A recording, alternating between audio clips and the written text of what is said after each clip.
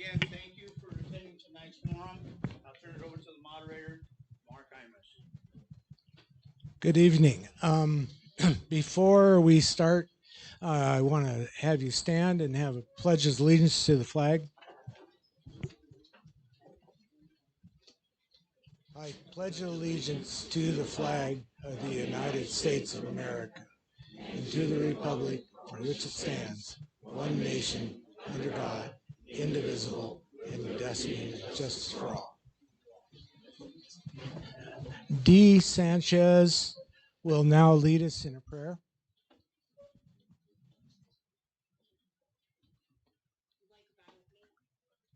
Father God, thank you for tonight. I thank you that we have the privilege of gathering here. Lord Jesus, I thank you that you are welcome here. I don't know where people are with you, but I know that you are welcome in this community, and I thank you for that. Thank you for our community. I pray that you would be really guiding this meeting. I pray that it would be a time of peace and a time of understanding. I pray that we would all show grace to one another. And I pray that the people who are running for these different positions and the people that are already in these positions, that the right people that you want will be take those positions that need to be filled. So Father God, I thank you for your love. I thank you that we have the hope in you. We love you. It's in your precious name we pray these things. Amen. Amen. Good evening. I'm Mark Imus. I'm your moderator. A couple little housekeeping things. I want to remind you this is not a campaign rally for any particular candidate. This is an open discussion and forum of the issues. The other disclaimer is that no one is sponsoring this forum tonight except for myself. I have paid all the fees on a personal basis. I have no connection to any other sponsoring committee.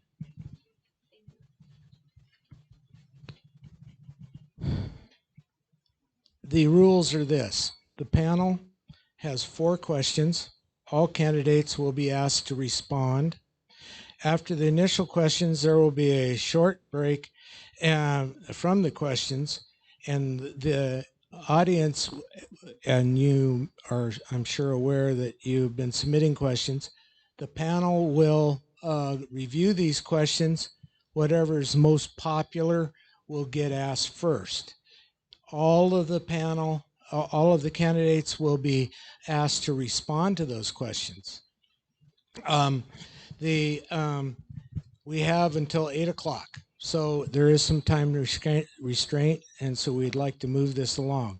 It'll be a very short break between the questions that we answer and the questions that are submitted by the audience. The other thing is we want this to be orderly, and we ask you that the people do not get listened to when there's chaos, and any disruptive behavior will not be tolerated, and we will ask that person to leave if they are being a disruption to this process. With that, we will introduce the school board candidates. Each will have 3 minutes in order to introduce themselves. They'll say what they want, and then we'll go on with the questions.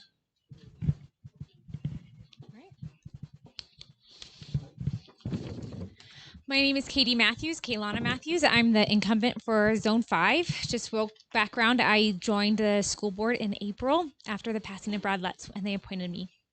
This was a hard decision for me to run for this position. My service on the school board the last 6 months has had its highs and lows. I'm slowly coming to understand the role that the school board actually has, which was different from what I thought it was. I have 4 young kids and often have to find childcare or bring my youngest along. I didn't want to make life harder for myself. But my life, and especially the life of my children, will become harder if represented by someone who I do not feel is acceptable for the position. Larry Dunn, though a good man, is too far removed from the schools to know the real struggles. He campaigns using buzzwords such as CRT and SEL. If he truly knew our schools and had been to the meetings, he would know that these are not an issue in the Mountain View. Also, he's against the levy and personally described it to me as debt. We do not need a hard, no levy guy. We need someone who can connect the needs of our school with what our community feels like they can support.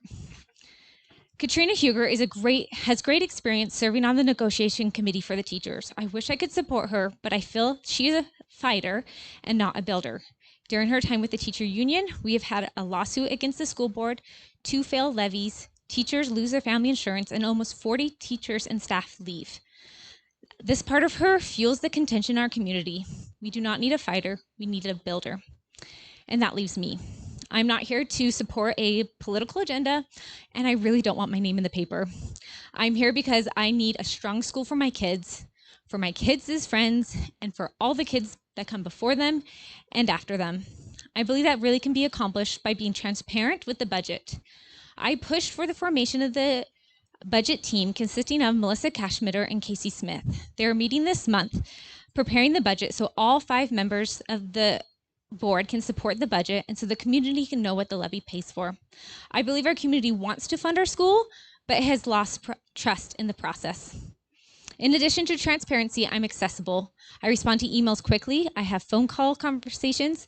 I meet patrons in the park, but more importantly, I listen. I understand that I am a representative of a zone and the values of the people in that zone, and I try my best to listen to them so I can represent that.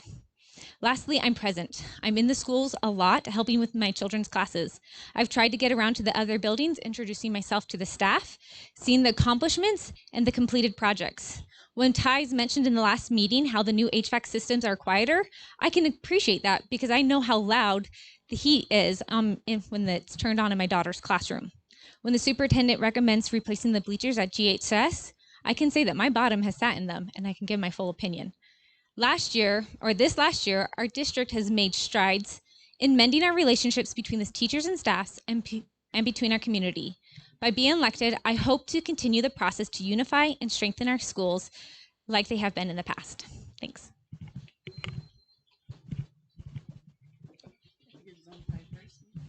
Sure. Good evening, and my name is Katrina Huger, and I'm also running for Zone 5. I want to thank Lucky again and the Vet Center and Mark Imus for putting this forum on for us this evening, and thank all of our candidates for running, and wish everyone luck. A little history about me. I was born and raised here in Grangeville, and I went on to the University of Idaho and got my teaching degree. I taught for 27 years up in Spokane, and then I came back and taught here the last 8 years. Hooked up with my husband and got married. That's one of the reasons that brought me back. And what I've seen here's the reason I'm running. What I've seen in the last 8 years being here and being involved in the schools and the decisions that our board has made, I've just seen this disconnect with our community and our school board. And it's just gotten wider and wider. And I want to be a part of a school board and work with our school board to try to reconnect our communities and our patrons and our personnel again with our school board. It's just gotten too far apart. And it's going to take our school board and me a lot of work to try to make that happen. And tonight, I'm hoping that I can share a number of things and thoughts and ideas that I have that I think are very solid and very viable to be able to do that. Our school board needs to listen to the patrons of our community. And you want to feel valued when you come to our meetings and to the school board meetings. You want to feel that people are listening to you and that they're truly understanding your concerns. And so I hope that to be a part of that and make that happen, and I believe that we can. Thank you. Hello. Oh, that's a little loud. My name is Larry Dunn, and I apologize if I talk too fast, but I want to get out a couple of things. I am, by way of background, I'm a United States Marine Corps and United States Navy veteran, and I'm a retired peace officer of 23 years. I've also been a licensed practical intensive care nurse, as well as a code enforcement officer. I've been a laboratory technician. I've done a few things in my life, and next year I qualify for Medicare, so I suppose I'll consider that a milepost because I didn't think I'd live this long. The bottom line is I tell you all that because I've had some life experience.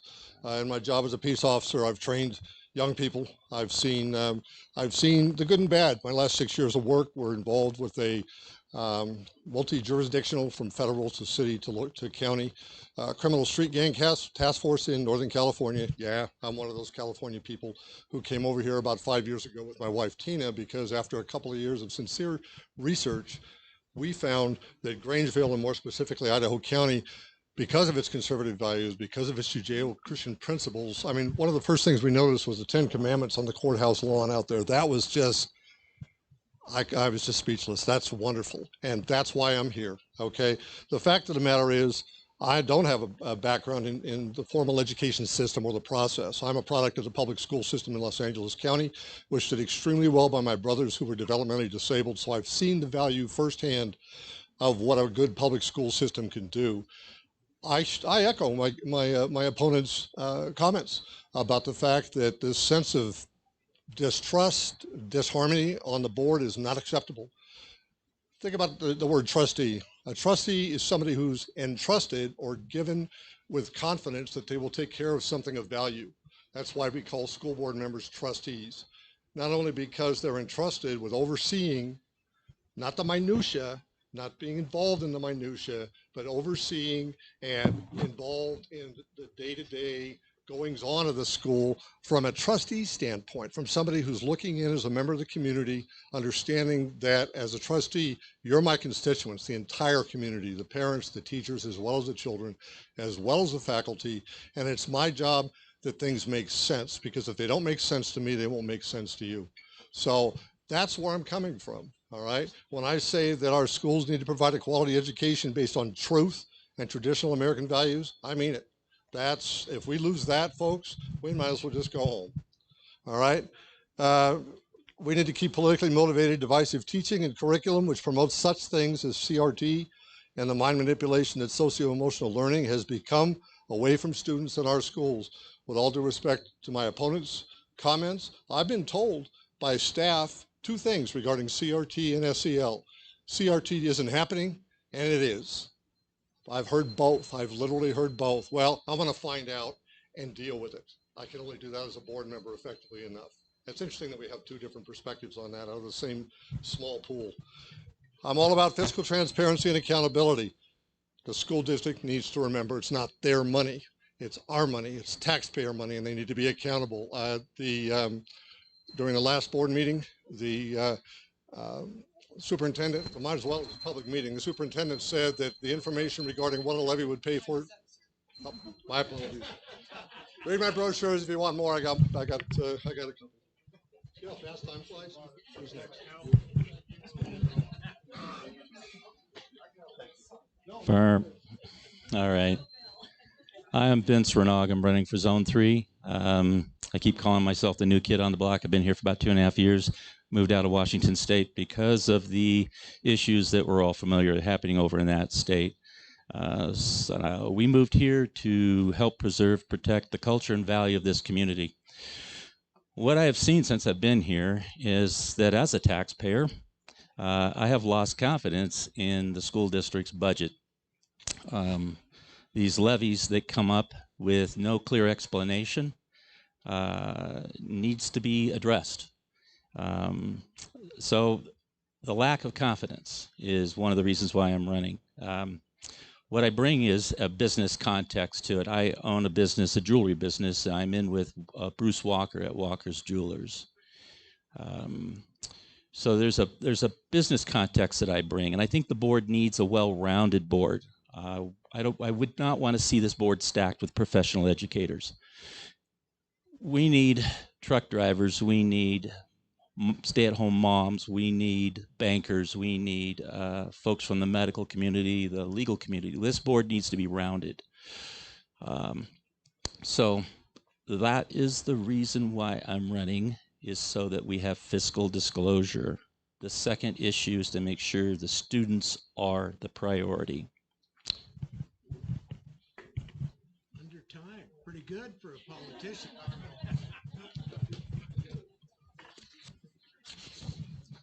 Hi, thank you to the organizers, and thank you to Michael Stevens for videoing this and putting it out on the internet. I think that's a great step to transparency and accountability and recording what happens in our district. My name is Bernadette B Edwards. I've been registered voter in the Idaho County for 21 years. My husband was born and raised here, and we moved our 4 children here. A couple of them were born here. Because of the community feeling and the education that Cody got here throughout the school system. It was wonderful. So we thought when we came here, our kids would be getting the same thing. As a taxpayer, educator, and parent, and as a business owner also, I have seen the poor decisions that have been made by the school board.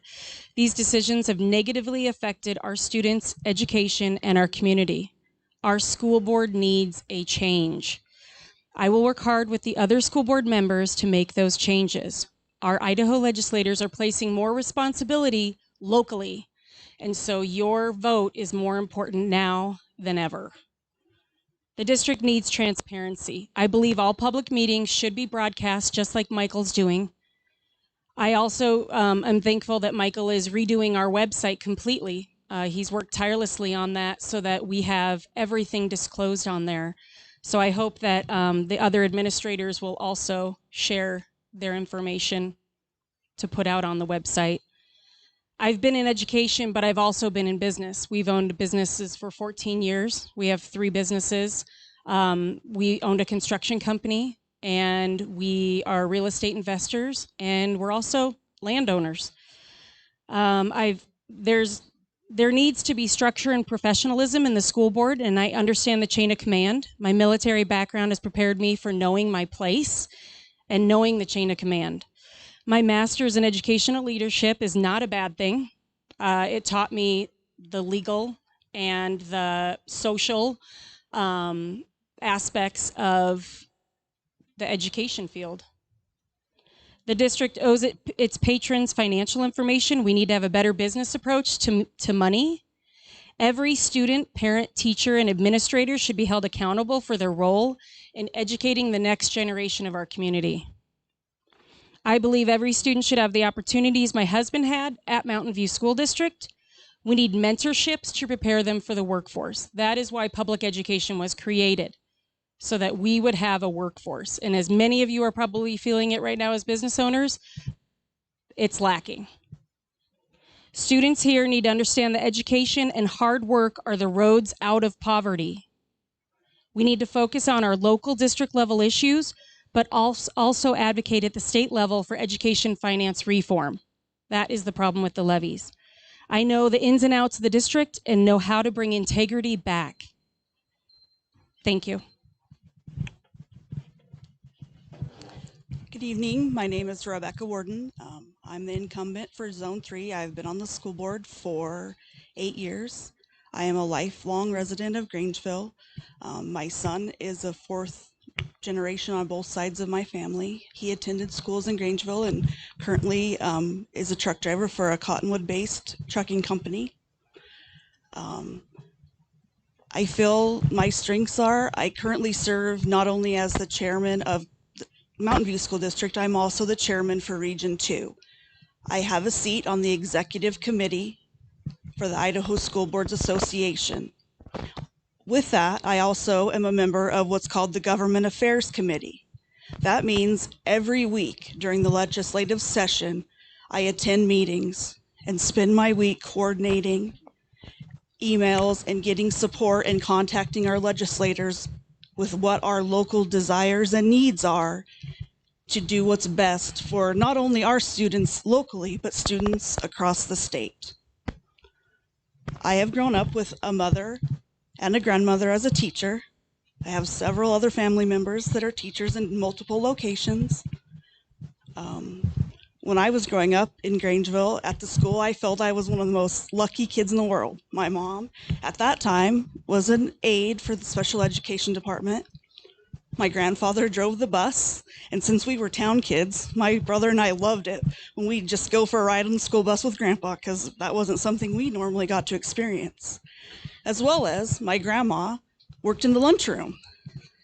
Makes you pretty popular when you have a grandma that You know, back then it was the homemade cinnamon rolls and foods from scratch, and it just brings back a lot of good memories. And I want to see our school continue to draw on what's local and give back to what I've received. Thank you. My name's Donald Holm. I was born and raised in Grangeville, and I just was some outside eyes coming in, going to be on the board and try to make some changes, some transparency with some financial issues from local people that had voiced their concerns to me. I drive a propane truck for Idaho County propane, so I get out and visit with a lot of people, and a lot of concerns have been brought up to me on what was going on and what was happening. So I decided to throw my name in the hat. I have 12 years in the military. So seeing some of the deficiencies and how to maybe change them, make them better. Zone 3.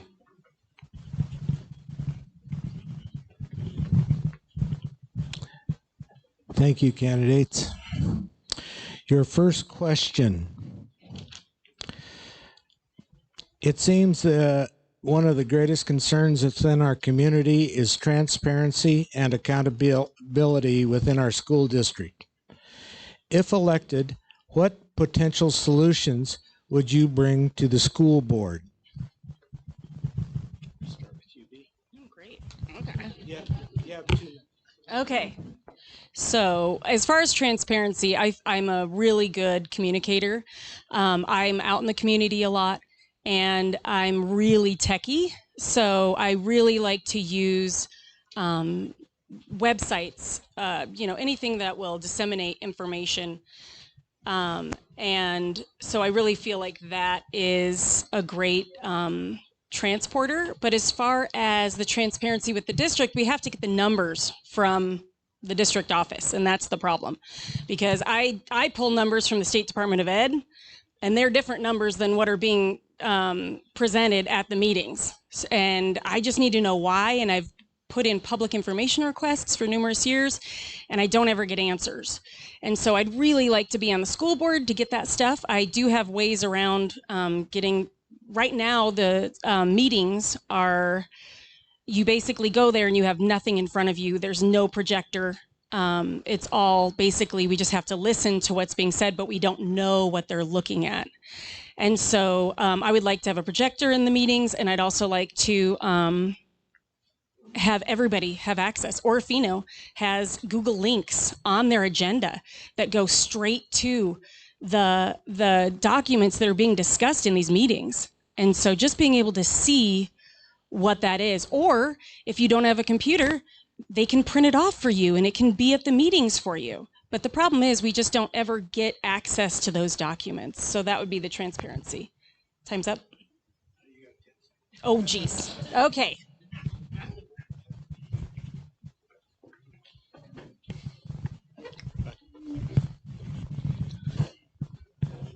I know it's what you guys hear a lot, and it's even hard for me. For 8 years, every year I have attended the public school funding workshops. And public school funding is very complicated in Idaho, and that isn't an excuse, but it doesn't even make sense to all of us sometimes. But we have sought some additional training that we will be receiving in the next few months, and looking at better ways that we can report our information in a more user or reader friendly, even for our own board members. We're going to be getting information from other districts and how they do it, and see if maybe we can rework how we publish our information. All information for our budget is public information. There's nothing that's hidden. I think too, one thing that it's a hard line when it is levy time. Lots of people ask, well, what's going to go away if the levy doesn't pass? Idaho law actually forbids us from listing things that could be cut. We can tell you what the money is used for, but it is definitely, they consider that a threat when you have a cut list. And so we try to spin the positive about here is what our money is used for. This is what we can do. And like I said, we're hoping to start getting some additional training on better ways to share that information.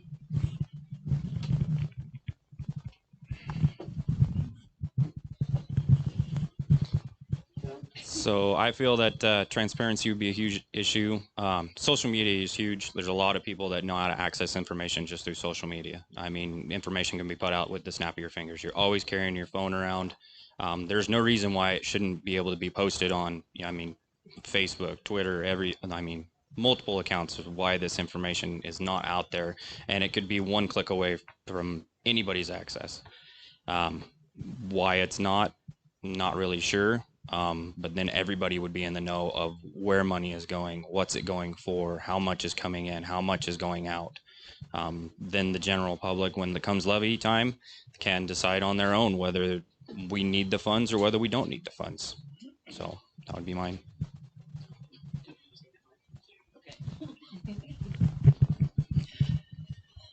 Transparency, I think, I agree with what the candidates are saying. As far as financially is concerned, I'd like to see our board members get more involved in our annual budget and then in processing it each month.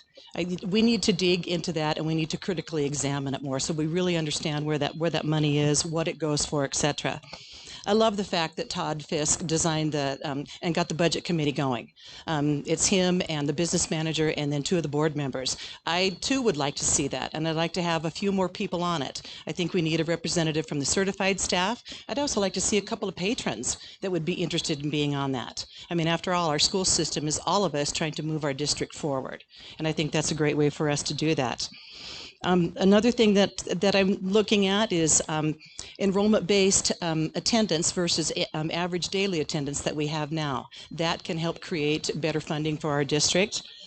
We need to be involved legislatively. I agree 100% with what B said in that is just forefront with funding opportunities for our district.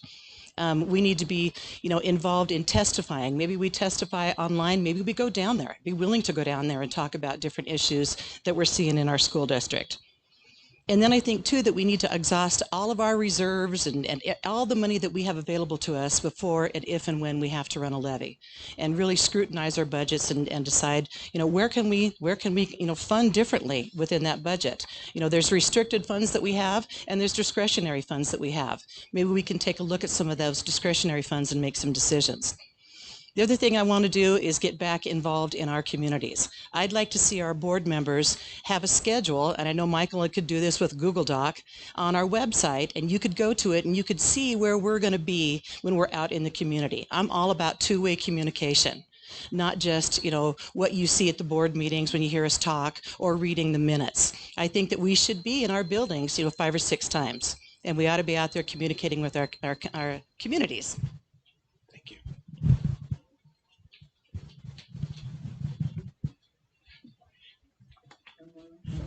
All right, now that I've proven I'm not a public speaker, we'll give this another shot.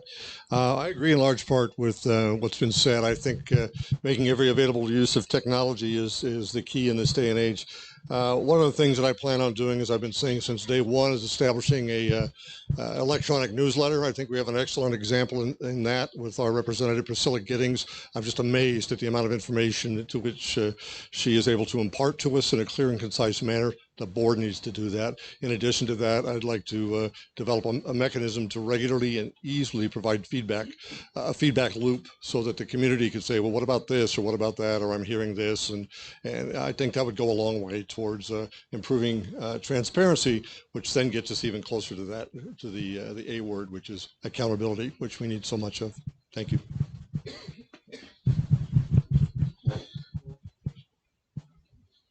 Part of the problem is I can't identify that problem. I'm not on the board.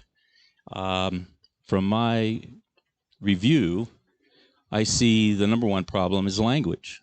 How do you communicate to your community if the language in these documents that are on the internet, on their website, is in a language that only a CPA can understand? Language is the great connector there. The other thing in order to restore the confidence of the community back into the school system, I would be for a forensic audit, get us back to ground zero. So the next audit that comes up would be a good candidate to, instead of spending the money on that audit, the regular audit, spend the money on a forensic, and we'd have to probably pay a little more.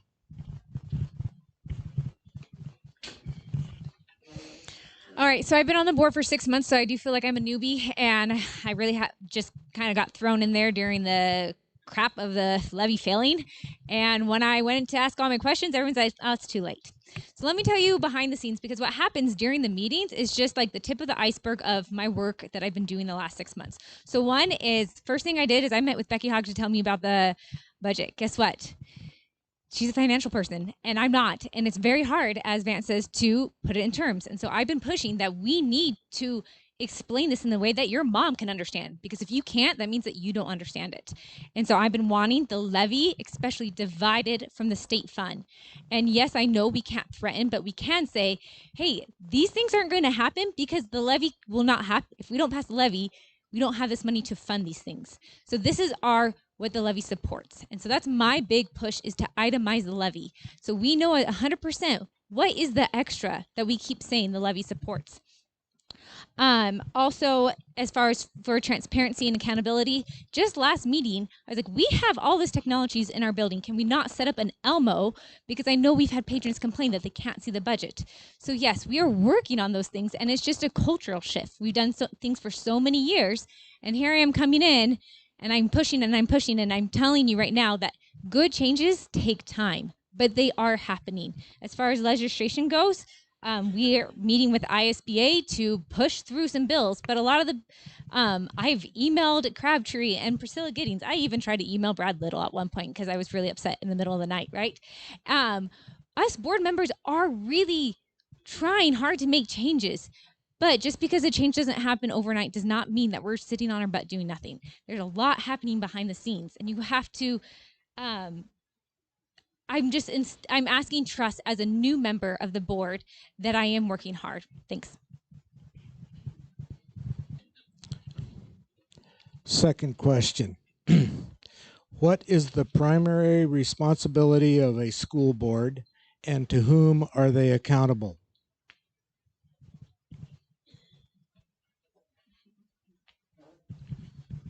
Short and sweet. The primary responsibility of the school board is oversight of the school's functions in big letter terms, as well as when necessary with the details. And who are they responsible to? I'm looking at them. The people that pay the freight, the people that elect us and entrust us with the oversight that the board is charged with.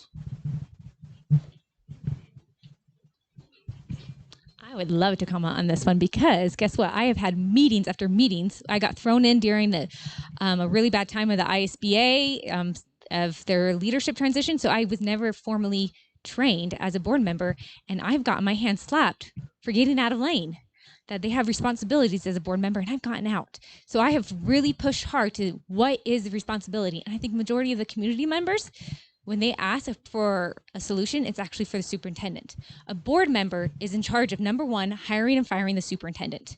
We got a great one right now. So I think that one is checked for a while. Number two is approving the budget. Yes, we can go through and change things here and there, but most of the hard nitty-gritty work is going to come from Todd Fisk. So we can get more involved, and that's where I feel like we do. Number three is policy, because we need to have sound policy for when situations arrives, we're not getting our butts kicked. So as much as we're not actually overlooking what Larry described was a great superintendent, but a board member is very limited and needs to stay in its track so that they do not get into lawsuits issues. I believe the role of the school board is some of that, and to set the vision and policy of the school. I feel like we need to work with the superintendent, and we do have a great one right now. And we need to communicate with the community. That's also our job. I believe we can approve the budget, but we also need to dive into it. We can't just blindly approve it as it has been. The last few years, it's been, Becky, is this right? Okay, it's right. Okay, good. All right. Yes, I motion, it's passed. So we really need to actually be checking the budget. because there are no checks and balances right now. There's just Becky, and we need to change that. I think the role of a school board is also to educate yourself about the aspects, and if the language is hard to understand, you need to learn it. And then also you're accountable to your patrons and to the students and to everybody else that comes to you. You need to listen to them and just listen sometimes. So that's what I believe. The role of a school board member is to govern. Katie stated it correctly. School boards are responsible for one employee. That's the superintendent. That's the one employee we hire and fire. We hire a superintendent that we have faith and confidence in that's going to manage the rest of the employees properly. I agree. We are accountable to our communities, not just the zone you represent, to our whole school district. I would encourage everyone to study actually the Idaho open meeting laws. Like Katie said, that really does govern us on what is allowable and isn't allowable. No, just because in a meeting we're voting to approve, it's like Katie said, that doesn't mean behind the scenes that we haven't asked questions or sought out our own information to make sure what we're seeing is correct. But again, I just want to, the role of a school board member is to govern our district and not to be involved in the day-to-day responsibilities. Can we just...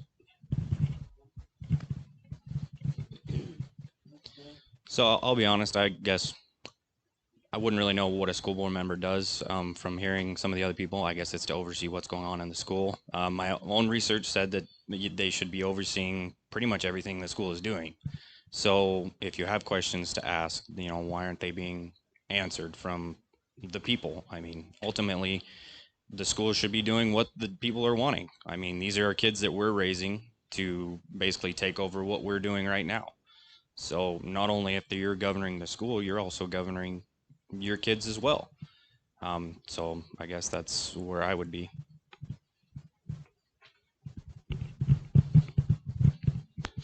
Our school board sets the vision and goals. And I agree with a lot of things that the people said up here too.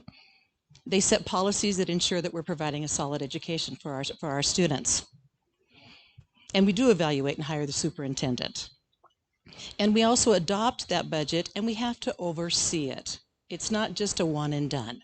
And I think that we are lacking in that as a school board. We need to oversee that budget. It can't just be, okay, we're going to adopt it. Yes, I realize that we do things, we have budget committees and whatnot and try to design it and help fine tune it, but we still need to oversee it. I don't think that we should have a single focus, but we should be interested in all of the students in our district. And I do believe strongly that we need to communicate with our patrons and the people of our district. We need to listen to you. Come to us with your concerns. When we go to a community event or we're at the schools, have a name tag on here. I know a few of you in here, but I don't know the majority of you, and you don't know me. So how will you know if a board member's at an event unless you can see our name tags, or you can see a schedule where you can come and talk to us and share your concerns and share the positive things that you see us doing in our district? Thank you. Well, I think you've heard what it means to be a school board member. What I want to cover is what we shouldn't be. And in this country, under a constitution, the highest political position is citizenship. The power of this country rests in us as citizens. Everything else is secondary. So that means when you elect your officials, we are subservient to the citizenship. And as board members, we should never forget that.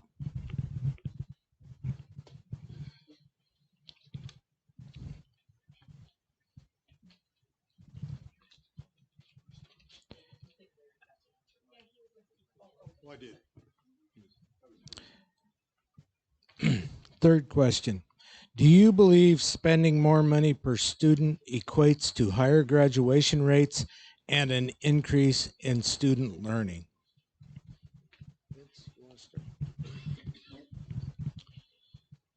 No. Hey, Mike, I'll pass it on. I will say that I think the evidence is out there that over the course of time, students' scores have steadily dropped or flatlined while the cost of education has increased. So there's no direct correlation between the more money you pour into a problem, the better it's going to solve it. There's got to be another route.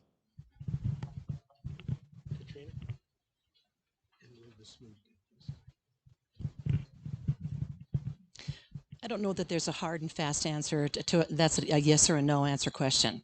I mean, obviously, I think that if we did have more funding, we could offer, different electives. We could offer higher level classes. We could possibly hire the personnel to be able to teach that. We could bring back specialists in our elementary schools and to continue to provide that education. One of the questions that was asked on the Idaho Freedom Foundation's survey that a bunch of us took talked about, what we would do to provide rigorous academic instruction. And one of the things I said was, I'm going to defer that to my teachers. As a board member, I can support my teachers. I can support them with professional development. I can value their education and the advanced degrees that they get because they're the experts in our classrooms. And so when I think of some of that, no, granted, you can't just throw money at it, but I do believe that we can really use and make wise decisions with the money that we get, and we possibly could get more from the state if we really advocate for the kids and advocate for funding for our district. My response would be no. I mean, that's kind of the definition of stupidity, is they're always doing the same thing over and over again and expecting a different result. So obviously, if it's not working, you need to change something to make it work. I will actually agree. I don't necessarily think how much we spend per student is what's important. It's about the tools we're providing them to receive a quality education. And I think it's really important that, and we have staff that are doing this, it's not all about, are you ready, or are you college bound? We really do need to invest some more in technical, hands-on work and letting our students know it's okay if you want to be a laborer or go into a trade and not always college bound, or find out what you like before you head to college. So yeah, additional funding would be great, and we would love to have some of the opportunities that we've had to do away with because of funding. Some of those like the electives Katrina was talking about. When I was in high school, I mean, there was welding, there was teen living, learning how to cook, learning how to sew, financially, how to prepare a budget, how to balance your checkbook. And, as time's gone by, we just are having to focus so much on the core classes. Some of what else could be benefiting our students has kind of been lost.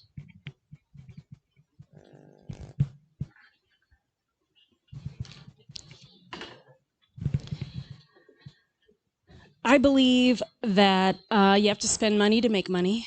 And I believe that our kids, we run a business. The school district is a business. And we are producing a product, our children.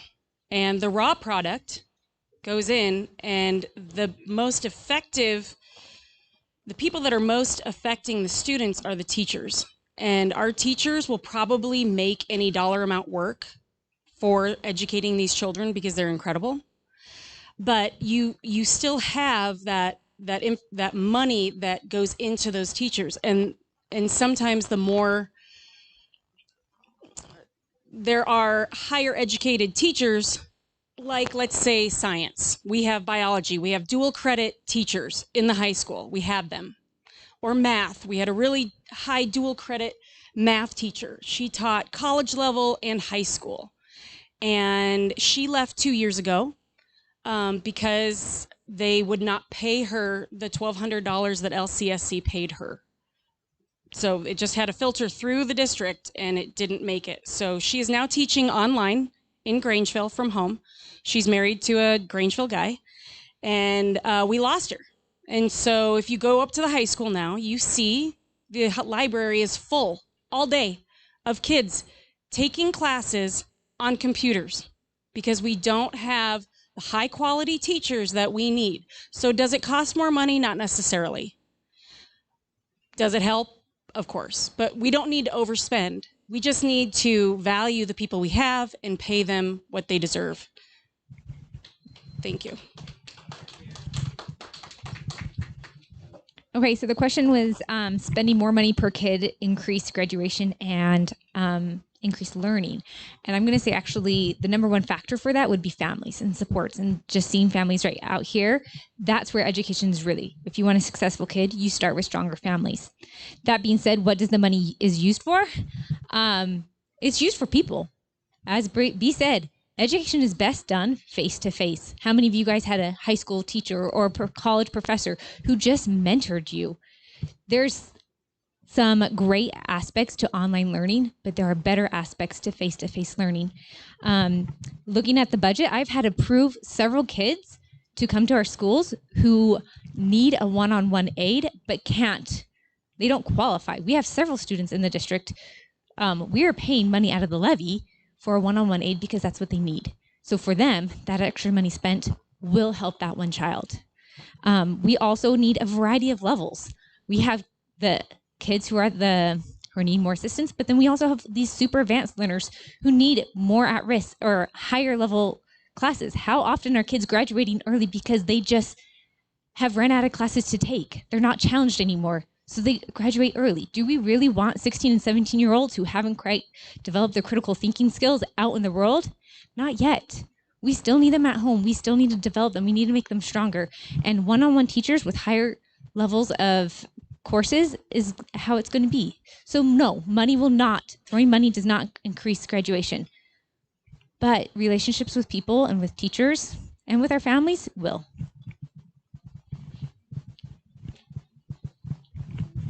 The short answer is no.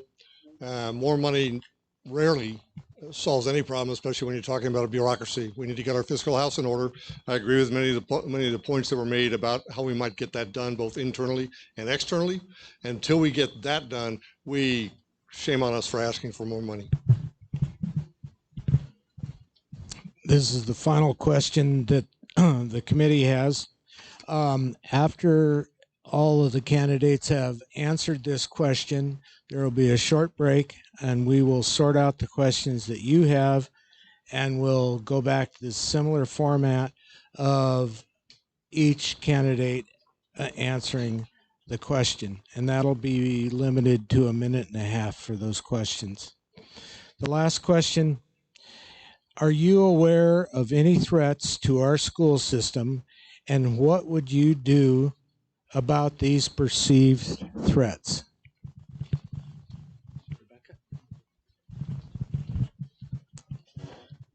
At this time, I am not aware of any local threats.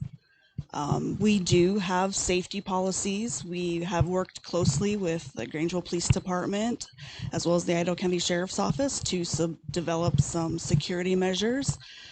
But I will say at the national level, there are starting to be threat problems.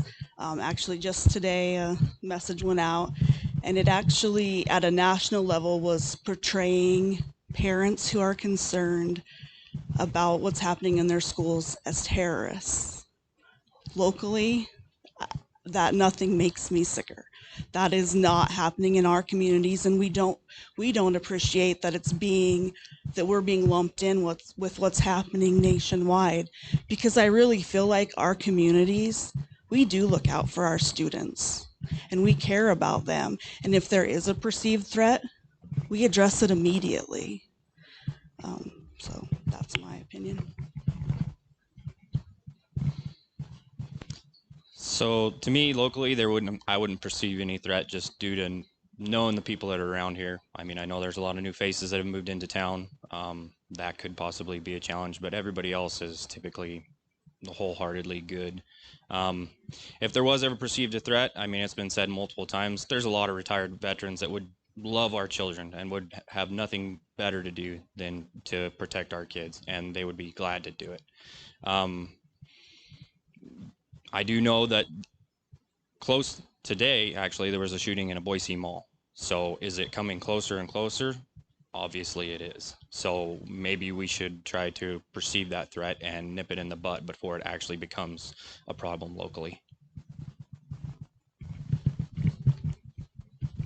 I would agree that as far as threats and to our local community, no, I don't feel that there are. We've been through being in the system and teaching. We've gone through trainings and what to do if and when something was to happen. So I think that our staff feels decently prepared to deal with anything should something like that take place. I think our communities are very supportive, and there's communication when we hear things that's brought to the attention of our superintendent, and I feel strongly that our district is on top of issues that could potentially be stronger problems. I guess a little bit I look about some different threats, though, maybe not so much physically, but I do think about, monetarily and where we're headed with the education of our kids and being able to provide them. That is somewhat of a threat for me.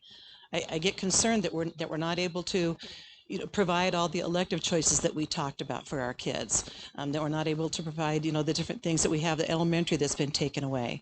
I don't want to see our classrooms, get larger. So I think of threats in a few different ways other than just a physical threat too, but I do feel that our district is on top of it and taking care of our staff and our students.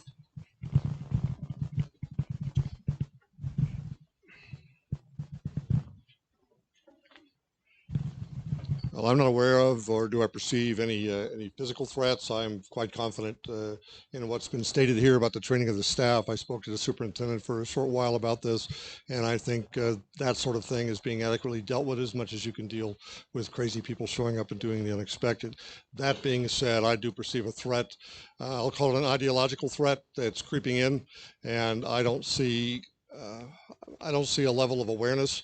As I mentioned, I'm getting conflicting information from people who actually work in the school district about whether, again, or not CRT is here. If people don't understand what CRT is and what it represents, I think this sums it up best. And I will say that the bottom line is we must continue to defend against the concept of equity, which is guaranteed outcomes. That's socialism.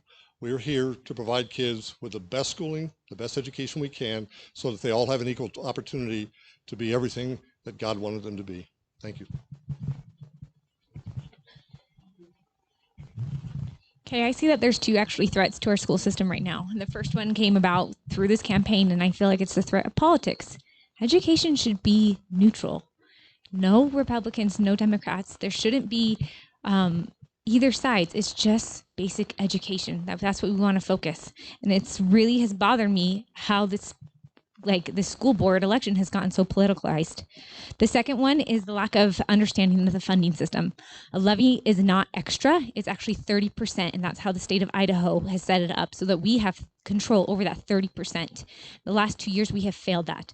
And so we have used the $5 million that was reserved for certain maintenance projects to cover up those levies. Now that we don't have much of that, and we were blessed that COVID money came through, but I really worried that if we continue to not pass our levies, that there will not be a school, like the high school will not be substantial to meet most of the kids' needs. We will not have the aides to help the lowers, and we will not have the classes to help the advance. And so that is what I feel is a threat, that my kids will not even be able to attend schools here because it will not meet their needs with the lack of funding.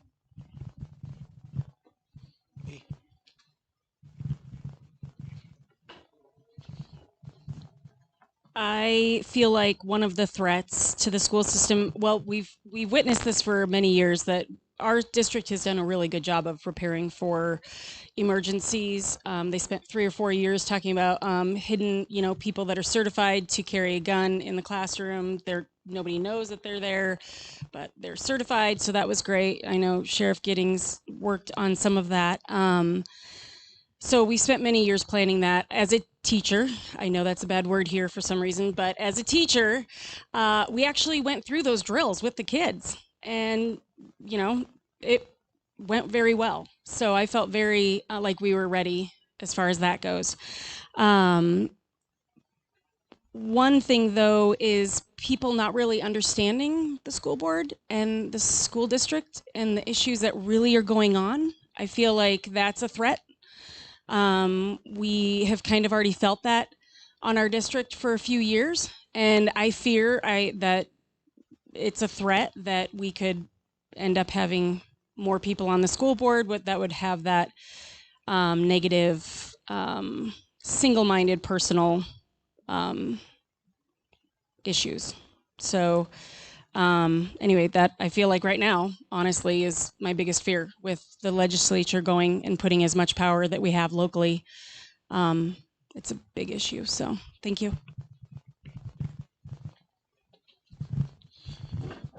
Well, I don't know if my brevity is going to last any longer on this one.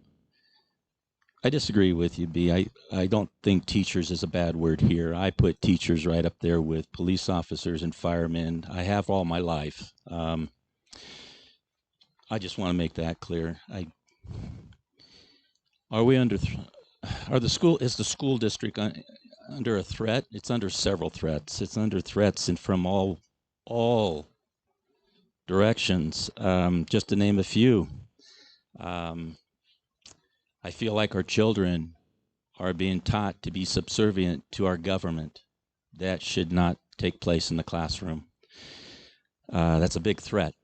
Government should not be looked upon as our Lord and Savior. That belongs someplace else. Social reform is entering the curriculum. There's just so many hours and minutes in a day in a school. And it seems that our curriculum of reading, writing, and math is losing place to social reform. To me, that's a threat. And another threat is the financial threat that we have here in the school district. The Constitution mandates that our state fund public schools. It doesn't say in part. These levies have become relied upon for quite some time now, and I think it's just becoming the norm. We've got to get away from this norm. We've got to live within our means. We've got to talk to our legislators and get back to what the Constitution says here. Fund the public schools from the state. Many threats, there's a few. Thank you, participants. This ends the first part of our program. We're going to take a short break. The committee and I will get together. Please give us all your questions so we can sort through them. We're going to take a short break and then we'll reconvene in about 5 minutes to 6 minutes and go from there.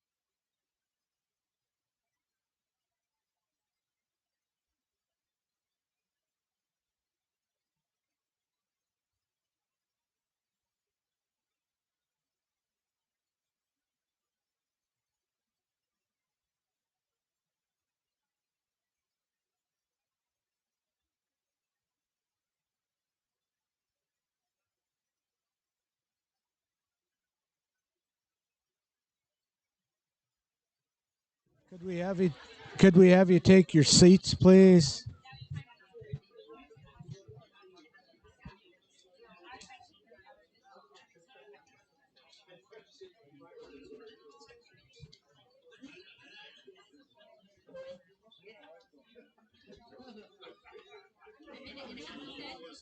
Well, looking at the questions, I'm rethinking that.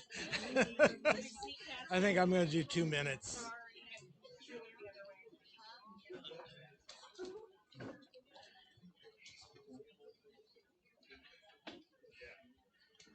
Wow. Okay, what we have here, I've tried to sort things out as to questions that are related. There were a lot of questions that was just for a single school board member, and we've rejected those. That, you know, if you want to talk to that school board member after, you can do that. But the general, we're going to attack more general topics so all board members can address them. So what I'm going to do, the first one has to do with funding. And so I'm going to read off and kind of do a synopsis. The first question is: the state provides 75% of the 244's budget. Do any of the candidates feel that asking the community to pay 25% is out of line? To go along with that, did you support the last levy? Are you in favor of putting tax liens on citizens' property to fund schools? Or do you have other ideas to properly fund the school? We have lost qualified teachers from FFA, shop, PE, math. Where does the money go when these teachers left? And that I know is more for a current board member, but I thought I'd throw it in. Do you feel it is acceptable practice to label fund expenditures as curriculum and texts when they are actually extracurricular activities and not classes at any school in MSVD? Those are the questions. What I got out of this was mostly funding. Did you support the levy? And so speak to this, and instead of the minute and a half, I think we ought to give each of the candidates 2 minutes on that subject. So we will start with. You want me to do this? All right, give me that first question. State supplies 25% of the budget. 75%. 2 minutes. State provides 75% of schools' budget. So, do any of the candidates feel that asking the community to pay more is out of line? Boy, first off, I'll go back to what I said earlier. The Constitution makes it quite clear they're supposed to fund the schools. Nothing in there says in part. Now, I realize somewhere down the line the state shed some of that responsibility onto the communities, but right now, as it stands, trying to get them to change that, right, it's going to take time. In the meantime, we're going to have to fund some part of our schools should the needs come up, but not at $4 million levies, not at 3, not at 2. You know, something reasonable, more rational might be applicable. But I go back and I stand back that the state, we need to get this back to the state. The state needs to fund the school districts. And then maybe an occasional levy to augment an occasional specialty program or something, but that's about it. Is that the question? Mm-hmm. Okay. Oh, no, that's the next one, support levy? Yeah. Did you vote for? Oh, absolutely not. All in one. Okay. There. Try to digest that. Okay, I'll be honest. Yes, I am in support of the levy. The system is set up that 100% of what this Idaho feels like it needs, say that it's like $100,000, they're going to supply $700,000 and has to mark exactly where that money goes. But they have given us this opportunity to fund the money locally for the last 30% so that we can control. And I love the principle of that. However, it's an unfair tax. I 100% agree that. It's put heavily on property owners and people with businesses, with machinery. It's exhausting. It's exhausting to have to go campaign for it every year, to vote for it every year, for new people to move into community, to educate them on exactly what the levy is. Yes, it is exhausting, but that's the way the system is set up. As a school board, we have no control on the means and how we collect the money. That's over the county. So when people are suggesting, can we do a sales tax? Can we do a recreation tax? Those are the great ideas. Take them to the county commissioner and talk to them about it. We can't fight that. And there's been so much energy on the levy. We just need to guide that energy to the people who can actually make those decisions. But I feel that everyone believes the levy is the extra stuff, but it really isn't. The levy is entwined in all the everyday of the maintenance of the buildings and the M&O.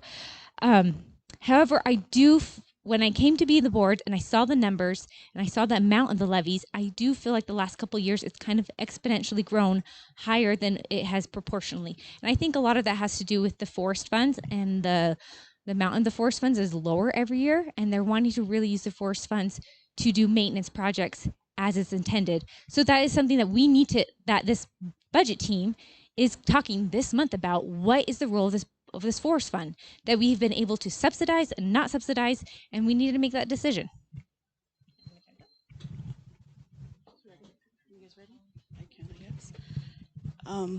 I'm like Katie.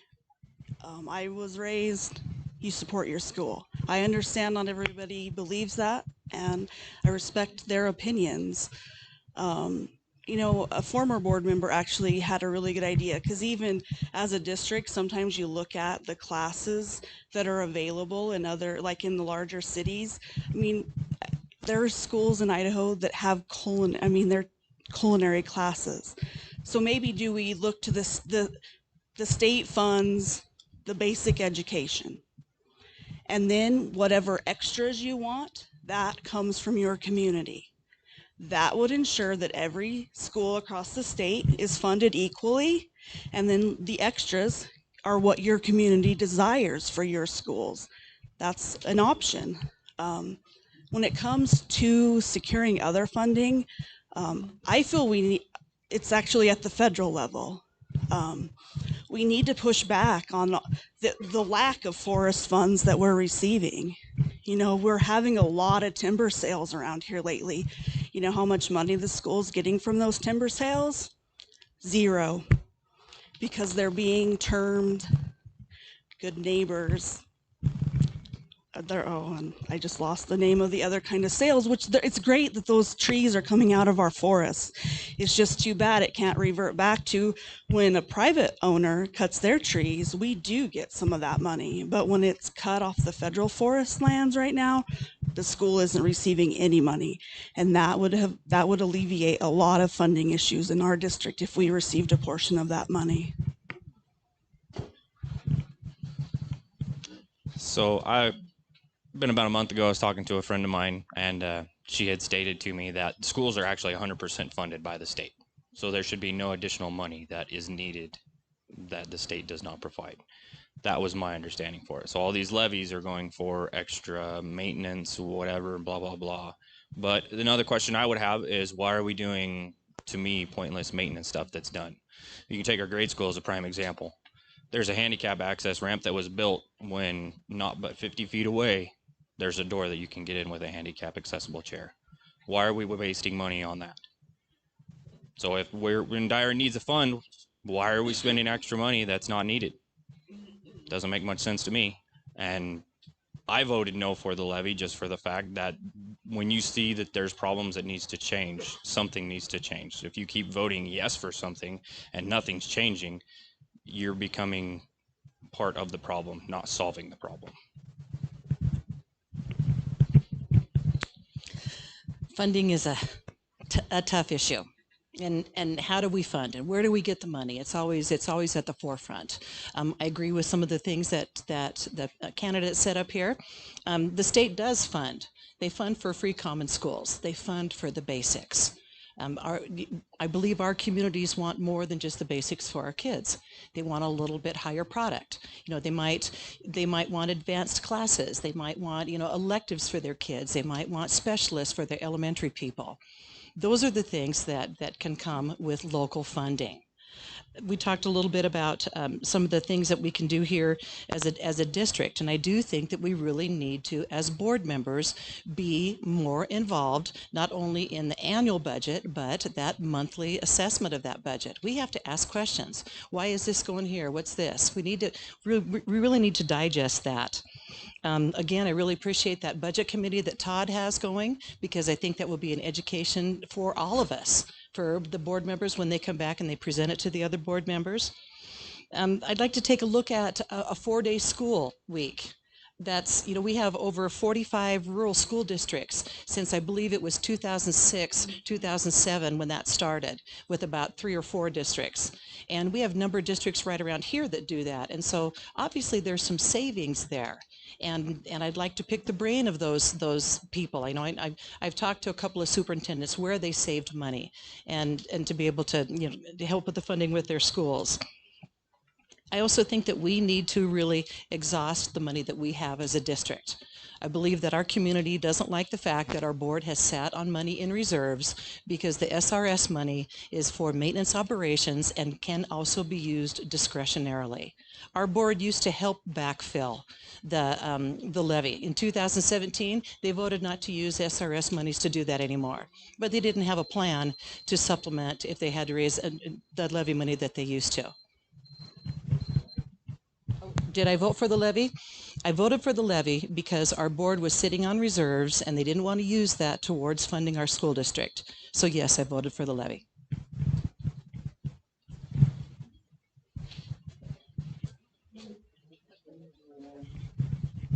With all due respect to the audience, and just so we can get back on a finer point, can I hear the question again? It was multifaceted. Yes, it was. Did you support the levy? No. Are you in favor of putting tax liens on citizens' property to fund schools, or do you have other ideas to properly fund the school? No, and I've talked to people, I've brought this up, I've tried to bring it up in every conversation I've had with people.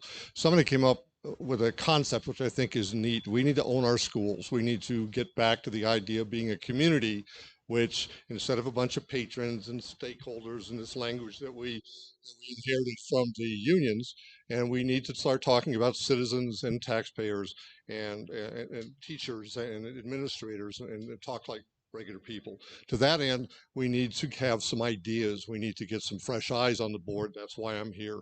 We also need to get some fresh ears. Somebody brought up the idea, and I wondered really quickly, somebody brought up the idea about a surcharge on cell phones. That way everybody pays part of the, hey, how about that? Everybody's got a cell phone. I don't like levies. I don't like levies on property taxes. They're unfair. The whole idea of property taxes is unfair. You can have your house paid for, be 68 years old, and have the state take your house for non-payment of taxes. That, in my book, is, I think they call it bull sugar.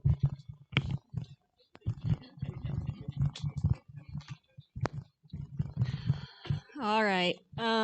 So where does money go when teachers leave? I don't know. That's the problem here. We don't know where the money goes. Tax liens, you know, they do have the circuit breaker. I feel really bad if that were to happen to some people. And when it does happen to people, it's a horrible thing. Did I support the last levy? Barely. I had just resigned and I've been in the thick of it. And I really was not going to vote yes, honestly. And we don't know where the money goes.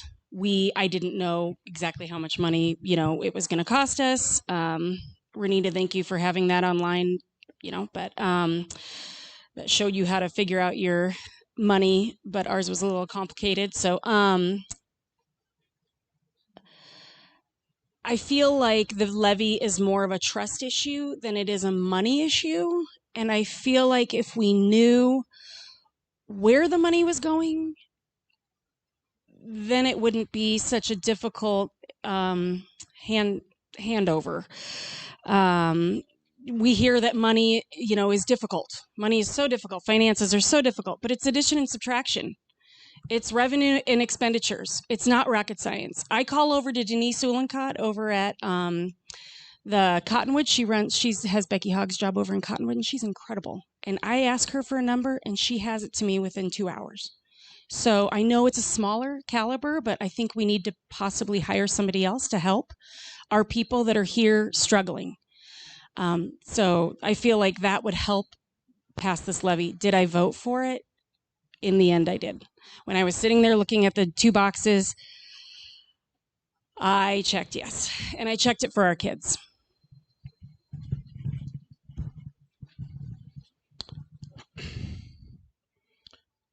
Okay, this is a combination of questions, but what a synopsis is. Critical race theory seems to be a popular topic.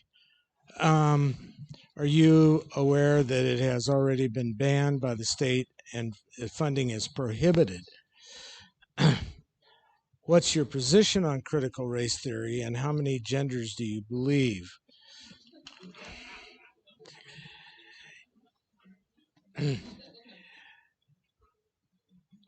Talk about SEL. And we'll start with you. Wow. What can I add to what I've already said? The fact of the matter is critical race theory is actually a couple of decades old, and it is simply a rewriting of our history and a reorientation of our children's mind as to how they're going to make decisions. All right. If you make a decision on the way somebody looks right off the bat, and sometimes you got to do that. If a dude's standing there with a knife, you're thinking, well, maybe he's not a nice guy. But the fact of the matter is, to judge people by their race as the first and primary thing that you consider about them is offensive. All right, it's offensive to me as a Christian. It's offensive to me as an American, and I will simply go back to what Martin Luther King said about we should judge people by their character and not by their color. As far as SEL goes, it's been hijacked. I understand. I had a conversation with somebody who said that they talked to a school administrator in another school who said that SEL, as originally designed, is very helpful in dealing with children who don't have much structure at home. I get that, but it's being used as mind manipulation to get children to learn at a very young age to make decisions based on emotion and what's right and what feels right and you're going to teach a kindergartner and tell them that that's the framework, the paradigm that they're going to make decisions growing up in life. We're in trouble. Okay, children need to learn how to think. They need to learn how to think critically, and they need to learn to understand where we come from and what this country's about. That ain't it. A socio-emotional learning.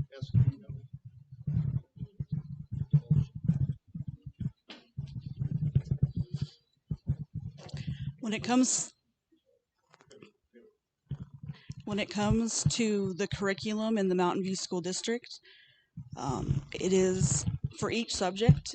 There are a committee that involves teachers, parents, administrators, and they go through those books and they decide what's best or what they feel best fits our community. To me, that's we're locally controlling what curriculum we are providing to our students, and it's open. You want to know what books we're using, you're welcome to come to the school and look at them. And the same when they're exploring what is the best one to go with. Offer your opinion. There's nothing preventing that. I do agree. What happened in our past happened. Maybe we don't agree, but you learn from that. You just don't pretend it didn't happen. Our history is important, and it's important that we learn from it.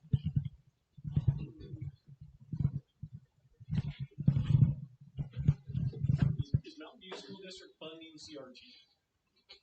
Rebecca, back to you. has there been a group of people that have sat down and looked and that being funded? I think we all agree that CRT doesn't belong in our schools and it doesn't belong in our nation. Yeah, I also had the opportunity to look at our K-12 social studies, American government, and history curriculums this week, and I'm not seeing any evidence of it in there. I also understand the amendment with House Bill 377. The language in that is very clear. It's very clear that it's not something we're teaching in our schools. There's funding tied to it. And also, I think another thing that's important with it is that our educators, when they sign a contract, they also abide by a code of ethics from the Professional Standards Committee. And so they're going to teach what the district curriculum, like Rebecca said, through that rotation. About every 3 to 5 years, we rotate through that and we design and we pick curriculum. And from all the stakeholders, like Rebecca said, teachers, administration, and parents, and they all look at that. And, you know, and our educators are held very accountable to that. They have to abide by the state standards that for history, government, and American studies. And I believe that they do that. And they're also held very accountable by what the Professional Standards Code of Ethics. I have faith in our teachers, and I believe that that is not happening in our school district. Short and sweet, no to CRT, no to SEL, and there's only 2 genders.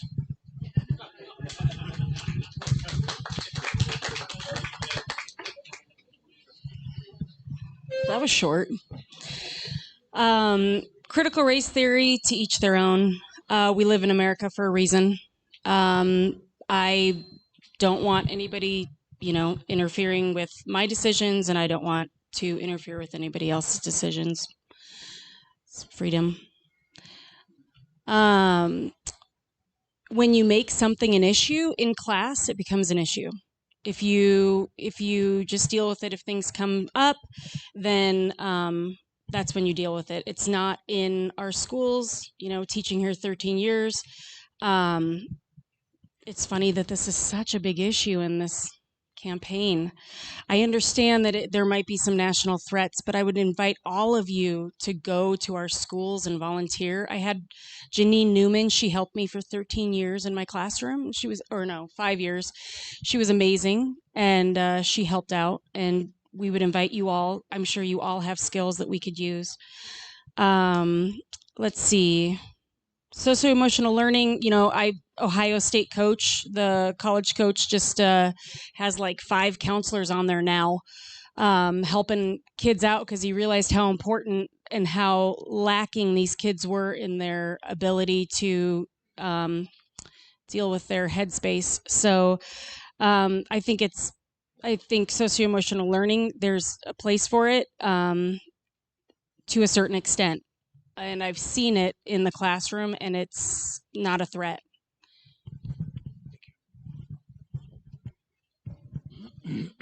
Okay, let's see if I got most of these questions this time. CRT, pseudo-history, excuse me. And this is not about choice. This is not something that should be allowed here in the United States of America. It's simply a Marxist ideology, has no place here. Genders. Boys are born with penises, girls are born with vaginas. That's it. I don't see where biologically there's anything in between. And as far as SEL, maybe in the beginning it had an appropriate place, but not here in rural America. We also have to look at age appropriateness for a lot of these things. We're going to teach 6-year-olds about homosexuality on some of this stuff? No, this is just age inappropriate. So that gets back into other issues as well. Regarding the texts that might be here in our school district, I would like to know when those texts are available once the committee has decided so that the public can view that. I have yet to see any notifications. I don't know about you folks, but I haven't seen any notifications that texts are available for review after the committee's made their decision. Gosh. There you go.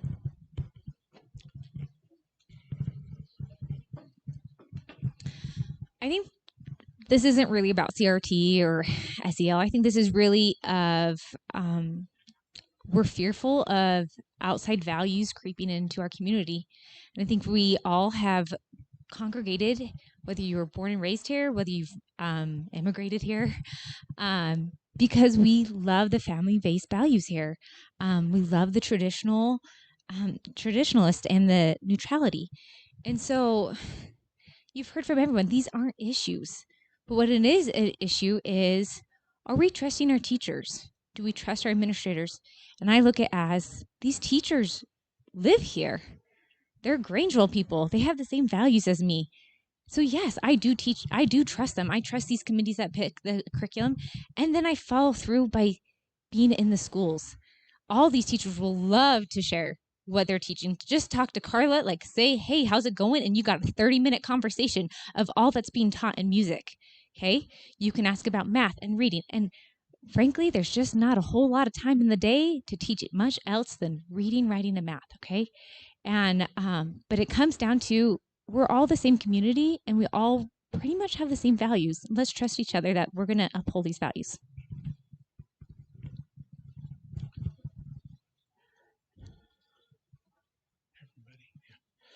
Okay, the next question.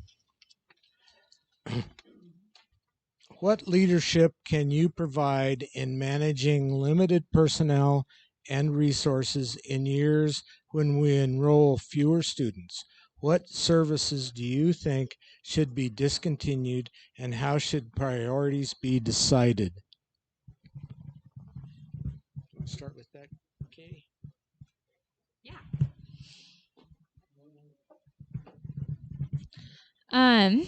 This one's a hard one. I'm not going to lie. Because every year our numbers go up and down, right? And I do actually have kind of seen the trend where the new move-ins to our community are retirees. And so the number of children are going down. So therefore our funding is going down, and that's hard. But we still have this lot of kids who still need the same type of education. I think the big thing is just to listen. We do have a couple extras, we have discretion, and I think it comes down to people who have kids in the system. What do you want? And listen and make decisions therefore. I can tell you what I want in the system, but I just have my kids, and everyone else has their opinion. And so I can't say I want to cut this and this and this. We need to say, as a community, we support these, and we may have to back off on this for a year. Or maybe as a community, we can privately fund certain programs. Maybe we can ask for volunteers on those leaner years, and then hopes that when enrollment is up and we have more money, we can properly fund these positions.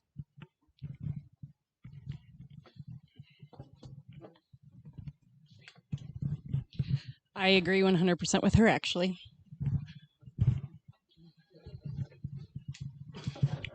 I'm going to say, there was, like we said, a time our enrollment was up and down and up and down. And so as a way to kind of even that out, that's when we went to the combined grades. So that made it a little easier on the teachers. They weren't having to switch grades every year depending on where the fluctuation was. And, there were pros and cons to that. So now we've kind of created a different version of that you can ask for your child to be in a single grade, or you can ask for them to be in a combined grade. And if they're in the combined grade, they can have the same teacher for 2 years, or if you'd like to see a change on that second year, you're welcome to do that as well. That's putting the choice to the parents. And it is a way to try to provide stability to our staff so that they don't feel like they're constantly changing grades or worried that we're going to have to cut jobs. It was a way to try to even that out.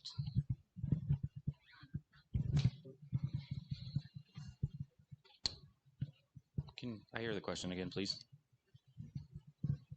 What leadership can you provide in managing limited personnel and resources in years when we enroll fewer students?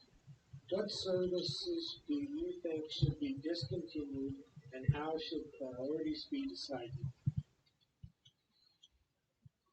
So I guess from what I'm hearing is enrollment, I guess, is probably going to go up and down every year. I guess that where your budget committee would come in to play to have to dictate what students you're coming in. how much funding you're going to get, where it's needing to go, where it's going to go,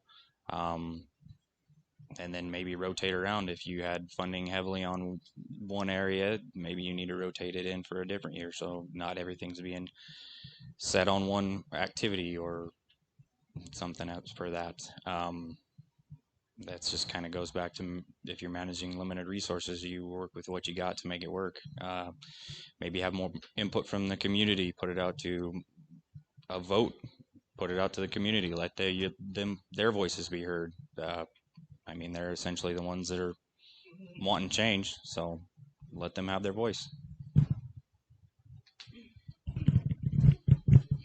I agree with what everybody has said too. It's difficult when you have low enrollment, and what are you going to combine? What are you going to, what do you have to cut? What do you have to do to make the system work so that we're continuing to educate our kids? Do we do the combined classes? Do we do the combined specialist classes? I've done that before too, where maybe Carla and I are teaching. She's teaching the music section, and I'm teaching the PE section of classes, and you have to get creative with that, because you still have to provide a quality education for our kids. One of the things we can do is maybe send out, I kind of agree with you, Don, about sending out some kind of a survey to ask you, hey, enrollment's low, we're down on funding, what's your priority? Where do you want us to go? Give us some ideas. We can send a survey out to our patrons, and it's going to come back on that budget committee too. And I think the more that we get better with that budget committee, and we really start educating our board more and more about the finances, then we're going to be able to make good, solid decisions if and when those situations happen.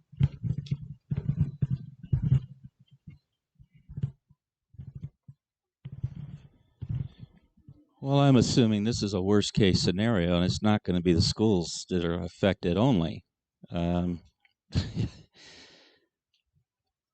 Limited personnel, that's a reduction in staff.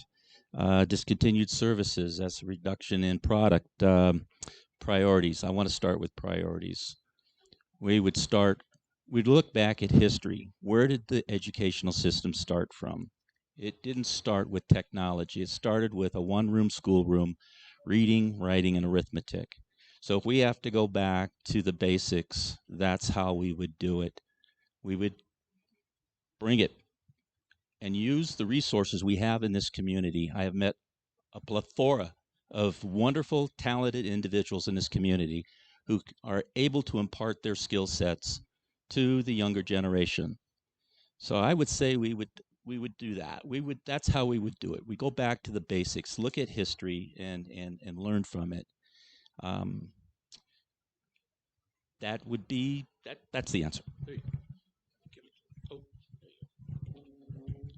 I agree with basically what most everybody said here. The issue that I have is the fact that I didn't hear anybody talking about continual communication, continual feedback. It sounds to me like, and unless I read the question wrong, that this is a OMG, we didn't see this coming kind of a disaster. Is that correct? Assuming it wasn't, and it was just one of those bumps that something happened to the economy and we lost a big chunk of funding or something, and we'd find ourselves in this. I would hope that the communication lines that I establish and maintain and work on all the time, we could simply flow through a process where we get that feedback. We don't have to send out a survey. It would be part of the process that we normally do in our feedback loop, and we could say, here's what we're facing, here's our choices, and here's what we want to do. As far as what Vince said, priorities are it. Reading, writing, math, STEM. Kids have to be able to make a living, and unfortunately some things may need to be cut. I like the idea of rotating classes. That's a good idea. I like the idea of combining classes. I mean, this is actually a good example of what we can do when we work together, because we're all here for the same reason, right? We want the best schools we can have for our kids. That's the bottom line. So I hate that it takes a village nonsense, but in some respects it's right.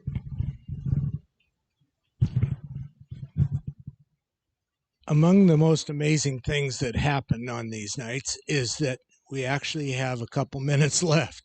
And I never in a million years thought that would happen. If there is a question that has not been covered, I will take a question from the audience. One of my questions is that keeps coming up and it's related to Levy. I'm not pointing to past or hopeful school board members. They're responsible. all the rest of it, but Jim and people all touched on it. And I'm going to jump to any of it. The Idaho State Constitution requires our schools to be funded.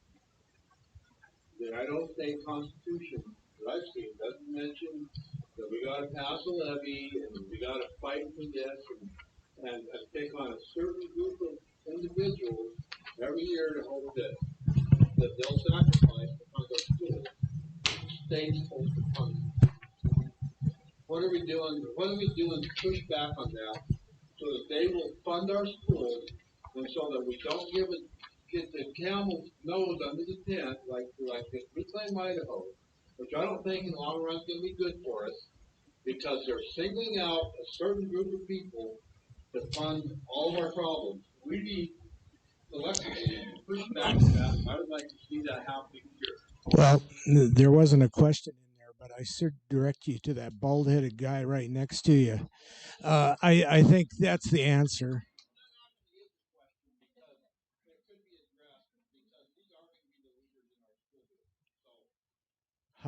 What's the question then? Okay.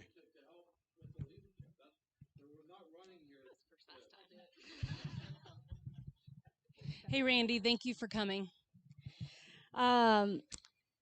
In 2006, this system became this way, and it's a broken system for sure. And I would work very closely with people like Carl and the JFAC committee and people that want to try to make a change for this. They gave local control, and in return, they also gave local responsibility. And so with that, we need to be responsible people. We need to look at the budget. We need to see where this money's going. And then we need to be responsible. And if the schools need that 25%, then we need to be those people that are responsible and step up to that. That's my feeling. Thanks. I just needed a little second to think about it. Okay. I think we're all can agree that taxes are not fun. But I know that's a big but. If there is a tax that I'm willing to pay, it's actually the levy tax, because 100% of my dollars that I'm paying in that tax is going to stay in this community. Yes, I wish that Idaho would fund our schools fully, but you know what that's going to happen? You're still going to get property taxes paid on you. And guess what? All that money is going to go to Boise and then redistributed. So if anything, I love that my money is going to Carla and that my money is going to Amber Van Gutten, because I think those people need it. And I'm proud to provide them insurance so that we have a stronger community. Okay, overall, don't like taxes, but some taxes are going to help us all. And this one helps us all.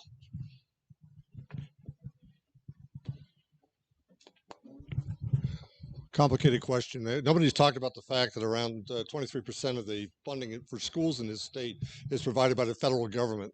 And if you ever thought that somebody could put some strings on deals, that's a big part of the problem as well, where you're getting used to that for a means of funding a lot of things in this state, as are every other state, and that's a problem that also needs to be addressed. So we're not going to pick on Carl too much. Nonetheless, the fact of the matter is, I'm going to sound like a broken record. If I get elected to this position, you guys are going to get really bored with me because you're going to get the same thing out of me all the time. What do you want to do? Give me some ideas. What can we work with? Okay. We have a limited opportunity. One of the things I don't care for about school boards, and this comes from here as well as everything else, is they're hidebound.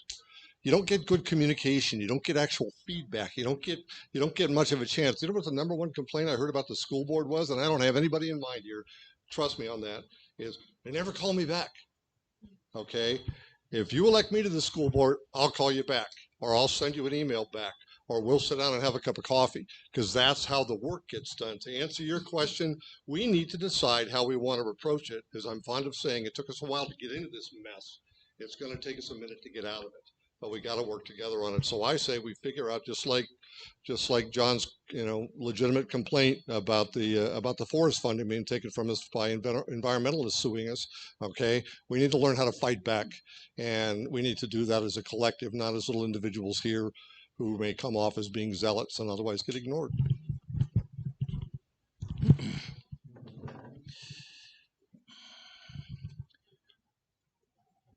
The school budget is consumed by 80%. Let me reframe that.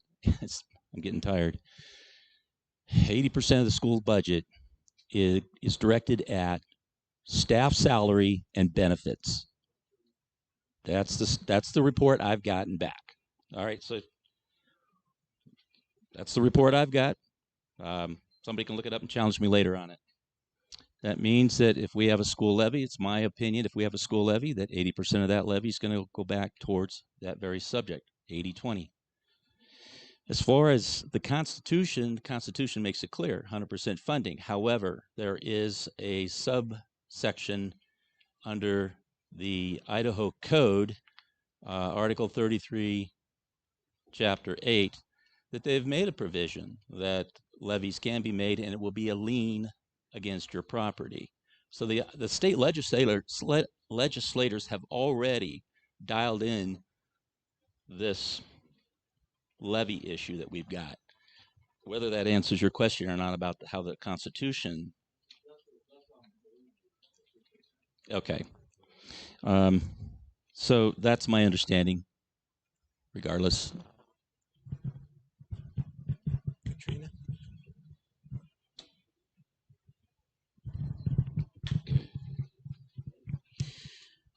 I want to work legislatively with our legislators and try to come up with plans for ways to fund our education. And I say work with them. I mean, obviously we have, things that we can do here. We've all talked about that tonight. Budget committee, figuring out if there's money that we can, put other places to lower the potential if we need a levy.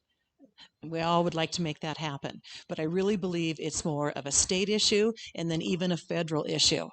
And so we need, as board members, to be involved in that more so than what we have. I mean, I appreciate some of the stuff that Rebecca's talked about, but it's got to be more than just, sending Carl, I'll pick on Carl, an email.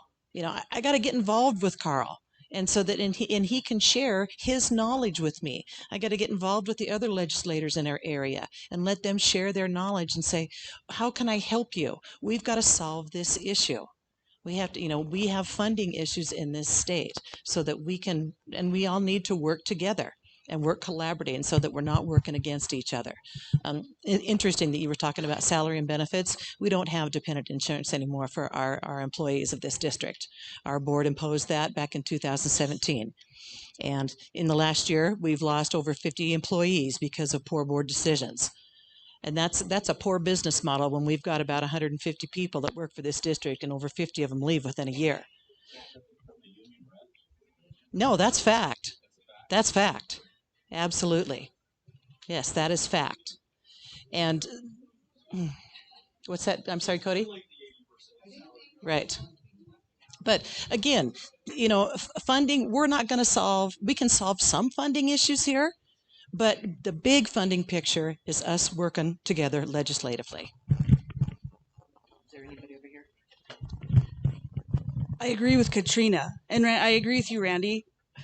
The school board can't do that alone. We can't conquer the state issue, each one of us. We have to work together if we want to see a change.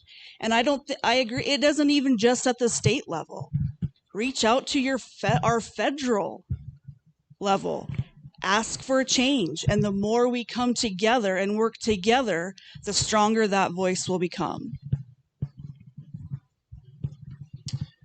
So I guess to answer your question, Randy, I guess the best way to push back is to be a strong voice, to make yourself heard. I mean, we're going to be, like she said, we're going to be stronger together collectively than we are individually. If you need someone maybe needs to start a petition, move it up, get some signatures, start something to, move up the chain of command to where it's going to reach some voice that's going to be heard. But don't stop. If you get one that goes through, start another one on something else that you're working on. If the more bigger pain in their side you're going to be, the more likely they're going to, how am I trying to word that? Basically, your voice is going to be heard. If you keep being a pain, they will address you some way. Maybe it's not going to be the answer you want, but guess what? You can always try again and again and again. Sir, can I speak up? My what I wrote down was not a Okay. Vince says yes, a full, genuine audit on the school, and I'm not pointing fingers or accusing anybody of anything. I'm just saying they deal with hundreds of thousands of dollars, and some people say, I don't know where this money went. I don't know. Well, if we're going to pay for it, I want to know. Yeah, maybe a black and white answer. I might vote for it. Increase if I knew what was going on. We had a question previous in the 4 that we asked as a committee. We asked about the audit, and it was addressed. But we got about 2 minutes, and so I'll ask everybody: do you believe in an audit? Am I in favor of a forensic audit? Yes. Yes. I actually want to do more research before I put someone under that scrutiny. So we've actually been advocating for a forensic audit. We researched it. We got a hold of businesses to give us bids on how much it would cost. And we also tried to put together some independent people that would fund it so that it didn't come from the schools. And it dissolved. It never went anywhere. Our funding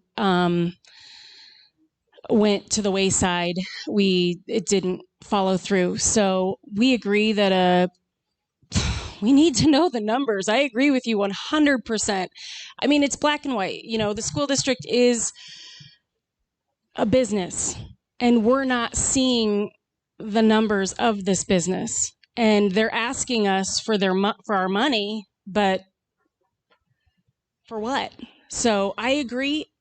Maybe a checks and balances system, and maybe a comptroller, somebody who would be an assistant, where there would be other people that could make it more transparent, like Cottonwood has. The superintendent was very involved in the finances for many years. She was there forever, and it was a smaller district. So I think if we can't do the forensic audit, which I'd love to do, just so we all knew, then we would secondary go with a comptroller who would actually look at the books every month.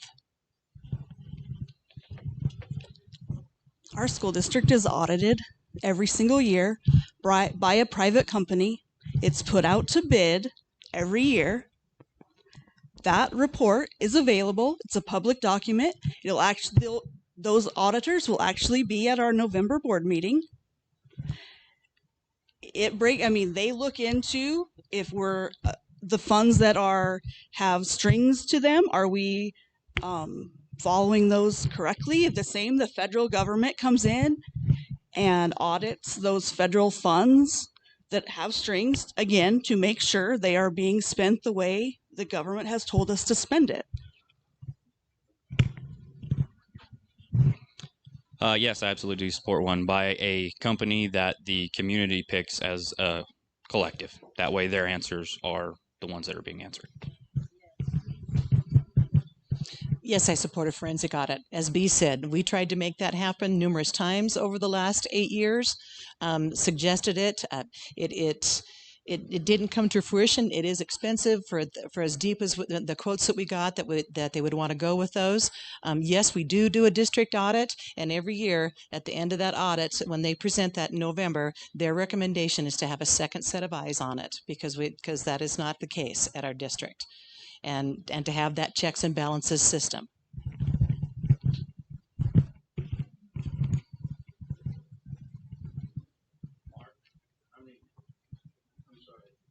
With respect to the time that we had agreed upon, let's abolish that, because I'm pretty sure there's a lot more questions that need to be asked.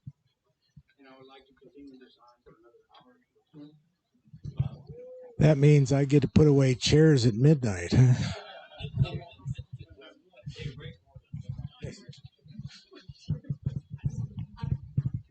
So I just wanted to add, I'm actually going to research the cost of a forensic audit. My name is Renita Lee. I own Idaho Investment Group. The minimum bid for an initial inquiry was $50,000, and we were looking at a cost of over $100,000 for the number of years that needed to be gone back. So just to add that in. My question, though, is something I'd like to have addressed, is we've heard a lot of discussion this evening about communication between the community and the administration of the school. I can tell you that for a number of years, I send numerous emails to the school board. I'm usually questioning expenditures on the budget report because I go over every budget report when it's finally published. I either get no response or I get a thank you for your input. I have yet to receive an answer to questions about expenditures that I find highly unlikely. So then, of course, I go to the state to get the information, and then the numbers don't match. I think that was mentioned before. So my question is that now the practice as of August of 2020 is that we submit our questions via a public information form. I have pulled up one of those forms and I included it with my questions before so everyone can take a look at it. This is now the practice, and I want to know if any of you believe that it should still be the practice. You must submit a public information form to have your question answered. There is a price per copy of paper, but then there's also a blank line that you will also pay for an hourly wage and the number of minutes to be determined by the school district. And you will pay that before you receive your information. I'm certainly hoping that we don't get charged the person who makes $106,000 a year hourly wage to get that public information. Do you believe that that should be a practice that should be continued? Have you seen this? That's my question. Let's boil that down. Anybody who want to address this issue of the public information form? There's an example here. I'm just hoping that we disseminate enough information when it's created that we don't need to ask for public information. It would be available to everybody on the website, and so they wouldn't have to ask for public information. But that's been the problem, is we have to ask for everything, and then that person's overwhelmed, and then none of the questions get answered.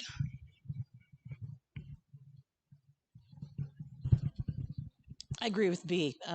We sent B and I have looked into, and I'm not trying to say that we're working together, but there's things that we collaborate on, and we would like to see more transparency and a web page that's got all the information that you can go to under the financials, and then you can just click easily on those documents and pull up information that you want to see. If you want to look at monthly expenditures, if you want to look at the monthly treasurer's report, etc. I gave Michael an example with the Soda Springs School District. I mean, it was easy to find and it was all right there. In fact, it was almost information overload. And I think that we need to be more transparent. I mean, that's the buzzword, but we do. Patrons, community members, we want to see that information. It's discouraging. Can I see that, Dawn? It's discouraging to have, I understand filling out a public records request so that things are on record, but it's discouraging to see that it's going to cost me 20 cents per copy and that I'm going to have to pay an hourly fee. So I don't know what it is. What if I'm requesting all of the, something that might be big that needs to be printed off? I'd like to know what I'm paying for, and I don't think that's really good, community PR. That doesn't make people that are writing in on that doesn't make us trust our district. And that gets back to that disconnect that I was talking about earlier. We got to reconnect because we have to be a district that moves forward and with everyone in our community helping out to educate our kids and do that. And this kind of stuff that just divides us even more. Have any of you asked any other government agency for copies for public records? Because this is it's not just the school district. If you were go up to the county courthouse and ask for a printout of the taxes for Grangeville, they're going to charge you per page, as well as the first hour of their labor is free, and then there's an hourly rate that's charged, and it's approved by the state. I agree. I mean, we are to a technology age that, let's strive towards having that it is available for people to view off of our website. But it's not fair to say that it's just the school district that's charging these things, because that isn't the truth. It's every government agency.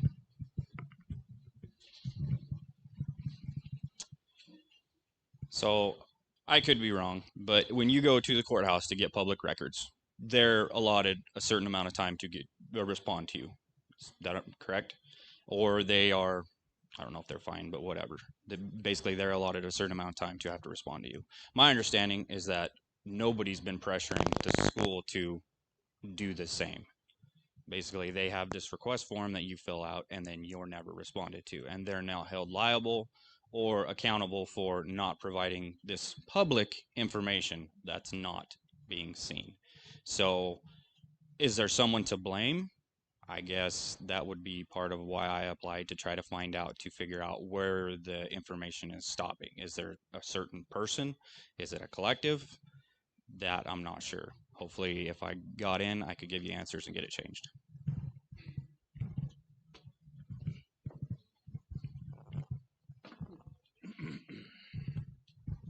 Well, I don't want to get in the weeds too much here. There is a difference between records and information. I like that somebody brought up technology. I think that's the answer to all of this on this subject.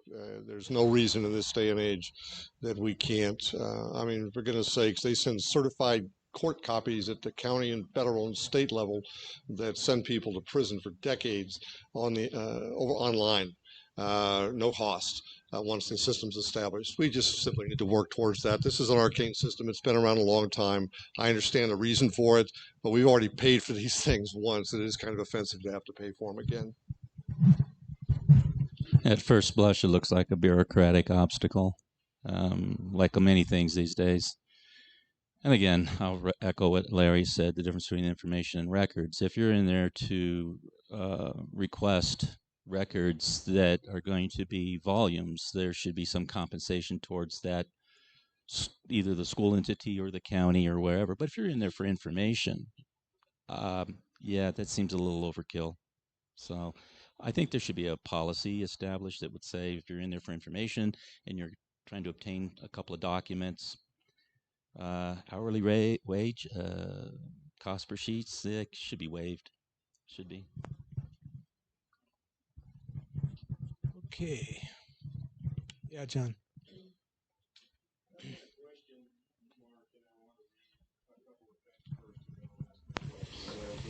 Be brief. Article 9, Section 1 of the Idaho State Constitution says, education and school lands.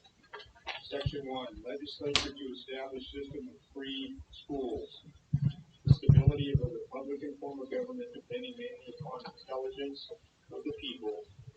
It shall be the duty of the legislature of Idaho to establish and maintain a general, uniform, and thorough system of public, free, common schools. Also, Idaho Statute Title 33, Education, Chapter 8, 33-802, school levies. Any tax levied for school purposes shall be a lien on the property against which the tax is levied. So this is my question. In a day and age where the Constitution seems to be getting thrashed from every direction, do these people believe that the Constitution is a law? And if it's a law, do you believe we need to go by? We've touched on that earlier in the evening, but a simple answer I think would do on his. I think the Constitution is a great foundation, and we base our policies in reflection of the Constitution. And as far as I was asked by a high schooler about this, and I feel like the day-to-day, I'm not looking at the Constitution, but the Constitution is always there in the back of my mind as I'm making these choices. Yeah.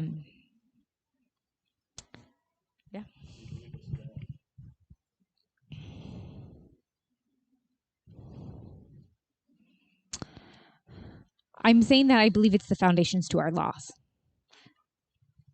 They use the Constitution in courts. Like when I'm thinking of like I'm not, yeah, I'm going to stop right there.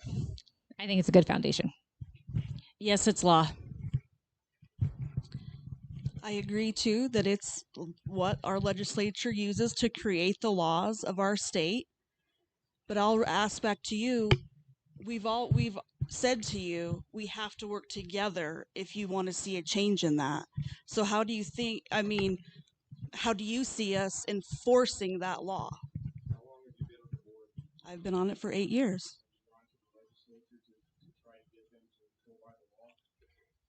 I've testified every year for those 8 years. Like I said, every week during the legislative session, I am contacting not just my local representatives and senators. I contact them all, as well as I've been to Boise at least one day every single one of those years, and have also attended remotely.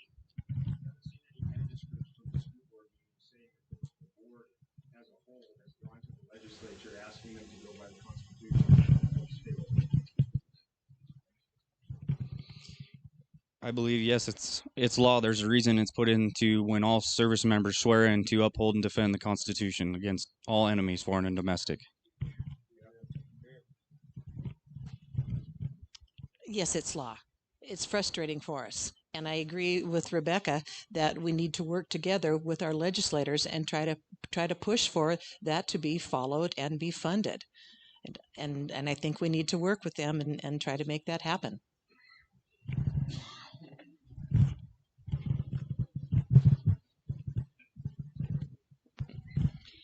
Yes, absolutely, it's law.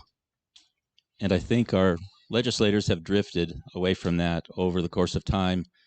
And I'm going to suspect the motive was money.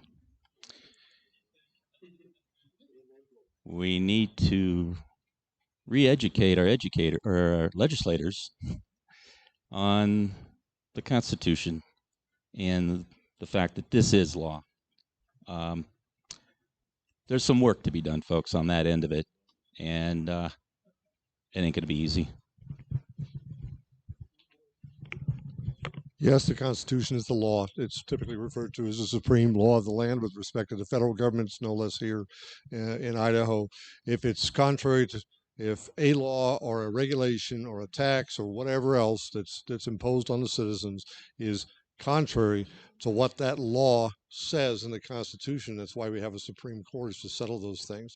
But the fact of the matter is, I agree with my fellow veteran over here, Mr. Holm, that we swore an oath, and we're pretty serious about it.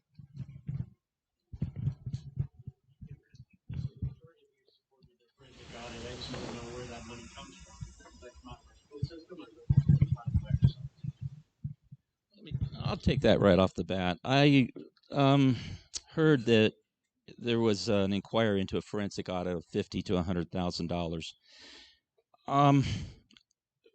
We have annual audits, so there's money that there's a budget for that. I don't know what the exact bottom figure is for that.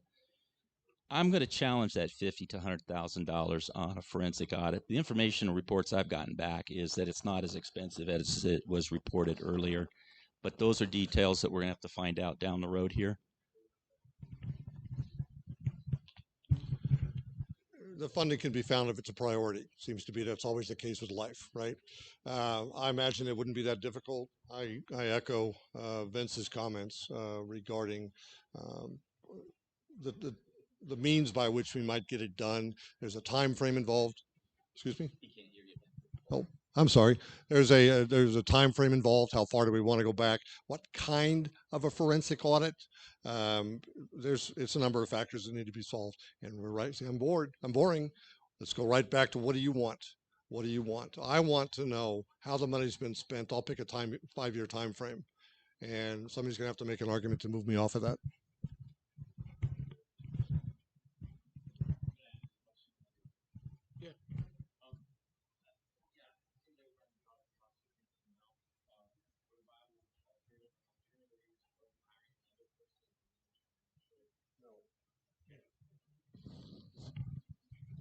So I was the one that did not say yes, and the reason why is because I wanted more research. I think with the forensic audit, I would want to know exactly, just as Larry said, there's a lot of questions involved. What kind of audit do you want? How deep do you want to go? What's the difference between a forensic audit and what would be the difference between a forensic audit and the audit that the state requires? And where would that funding come from? I guess if the community, this is what I would see. If I'm hearing, which a lot of people in here are wanting a forensic audit, in my mind, it would be easier to have that come as part of a levy if we cannot collectively support it ourselves, which it sounds like they have. And I know they have. I heard the rumors of them collecting money for a forensic audit. But if we can't get it together as a community, then that might need to be tacked onto a levy if that's what the community wants. But again, I'm all for, I'm not going to jump and say yes, yes, yes until I have all my ducks in line of exactly what I believe. And who does that hurt to do a forensic audit? Whose names are we wrecking through the mud, and is it worth it? Because I'm all about that we put trust first. And when the trust is lost, then yes, we go through a forensic audit. But I want to make sure 100% the people that we're going to drive through the mud through the forensic audit would be worth it.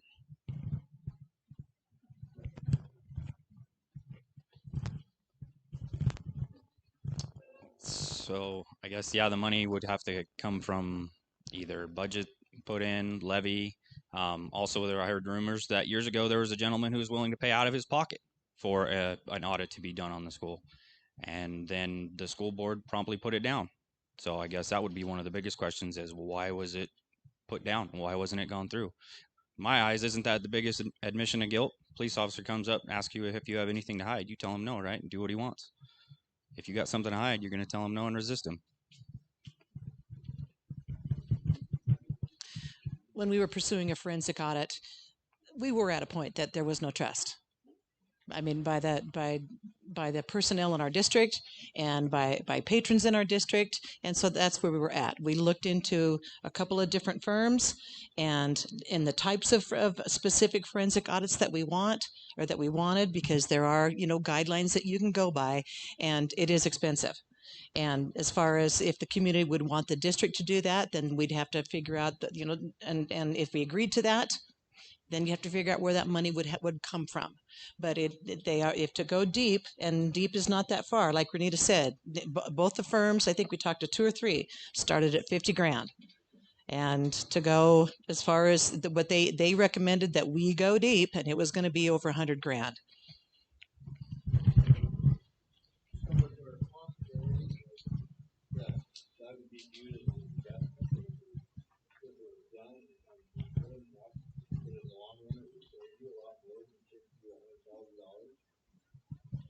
Case, look at it, not a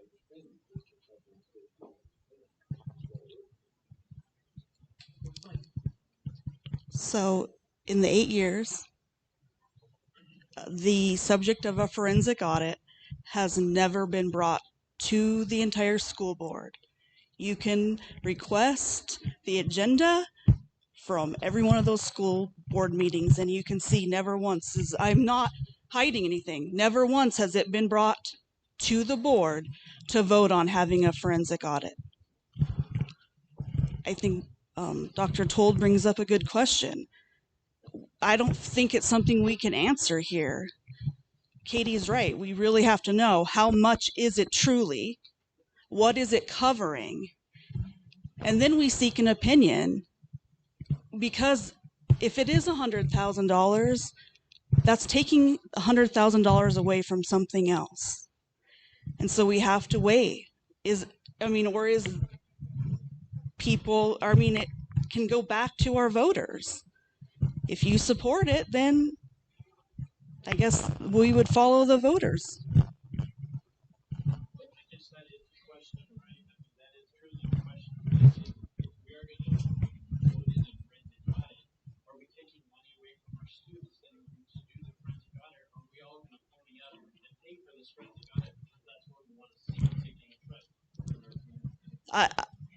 I agree that is the best question to ask, and I can't answer it because I wouldn't, as a citizen and a voting member of our community, I would hate to see that $100,000 be taken away from our students.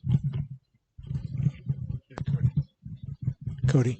My question tags on to is, with the lack of trust in the district, do each of the candidates believe that the trust can be brought back and transparency can be implemented to where numbers are readily available and there is not a lack of trust in the need for the forensic audit? If the problem is the trust and the lack of accessibility, how can that problem be solved without doing a forensic audit and taking care of it in-house? Well, we kind of addressed that early on, but we'll do it again. Okay. Good question, Cody. Our board members have to be involved in our communities and be out there and talking to people, sharing information. Like I said, having a schedule so that you can see where our board members are going to be. It can't be just a recommendation that we get out in the schools. I think we need to set it in stone, and I think that we do more of that through this budget committee. But I'd like to see more people on it. I'd like to see a representative from the certified staff, and I'd like to see 2 patrons at a minimum. Somebody suggested 1 from each zone, but I don't know if you'd ever get a bunch of people together. But I think we can. I think we can. But that's got to come from our school board, and we've got to be out there talking to our communities and discussing that. And what do you want? And listen with genuine ears. And because, like you said, Cody, the lack of trust has been really poor. And we've got to be, technology-wise, we talked about that too with Michael, about putting some stuff on the webpage so it's easily accessible, so that people don't feel put off if they ask questions, and people don't feel that, that they're not getting, emails answered or phone calls answered from the board as a whole. A lot of work our board needs to do to bring back trust. And so those are just some of the suggestions and ideas. I don't know if we even after we do that, Cody, I don't know if we still need a forensic audit, maybe. And then we would need to decide where that funding's going to come from. I would be happy with even just a treasurer's monthly report. We haven't had that, and it says right here that you're supposed to have a treasurer's report every month. And one of our board members asked for it last week at the Monday meeting, and they were snapped back at, and there was no accountability. The board and the superintendent did not say, the board packets are handed out Fridays, and then they have all weekend to review it. So I value Todd Fisk, but in this case, on Friday when the treasurer's report wasn't included, there should have been some sort of accountability on that day. I would love an audit. Could we afford it? We've tried. If we could, I don't want to take it from the kids. Possibly we get 2 people in that position for the same expense of the $106,000 or whatever that she's getting right now. So maybe just having 2 people in there instead of just 1, I think we'd be saving some money there as well.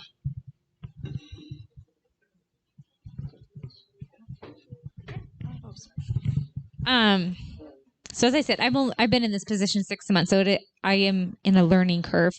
But the financial documents is one of the first things that I try to address, and I think the information is in there.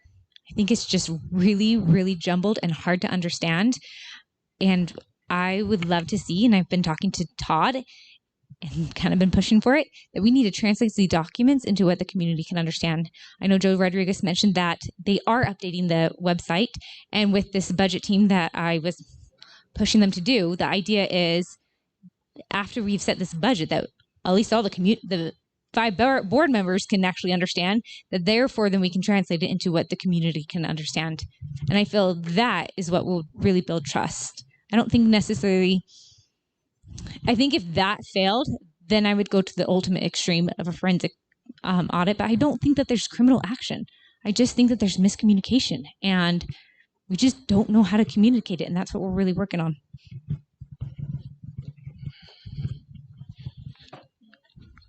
How much is our annual audits costing us, approximately?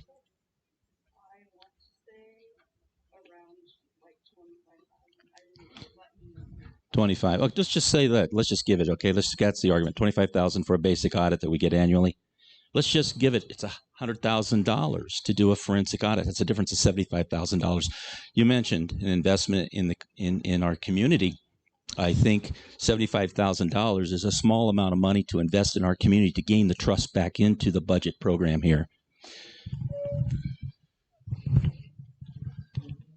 I can't agree any more than by saying I agree wholeheartedly with Vince. Something needs to change, and you got to find ground zero. Hi. I want to change the subject a little bit. We've talked all night about money, and you guys have been really good about answering questions about money. So I'm new to the community. I've been here 3 years, and I'm hesitant to talk because I want our church. I'm pastor's wife in one of the local churches, and I always want that to be my first role, is to be encouraging people. When we came to Grangeville, we still have 3 boys, and they are now 2 8th graders and a 5th grader. And going back to some conversations that you all spoke about answering emails. You all spoke about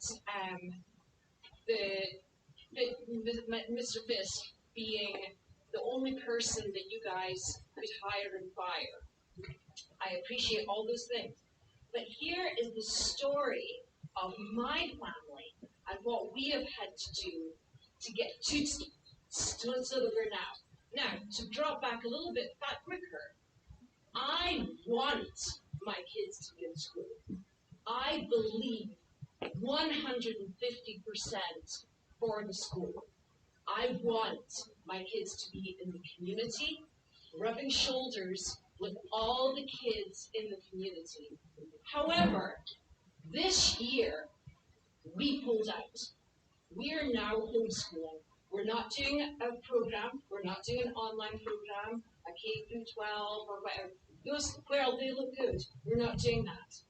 And I don't know if I'm going to be able to put my kids back in school. And it's not because I'm a great educator. That is not the reason. It is because so many of communications have broken down. I was looking through my phone as we were having this meeting tonight, and I sent one teacher in the last year probably 30 emails. Do you know how many I got replies from? I got one answer. I got one out of those 30, I got one answer.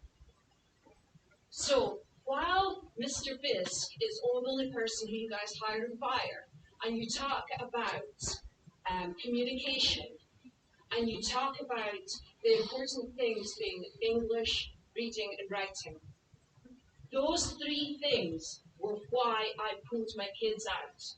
Those 3 subjects, math, English, and reading, those were the subjects that sorely let my children down.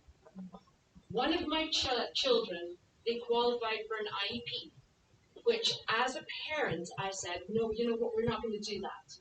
I was in the school. I am still in the school as a sub. I absolutely support the school so much. I would offer my time.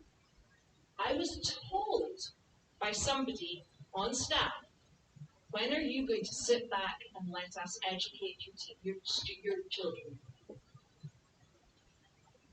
To my face, I was told this.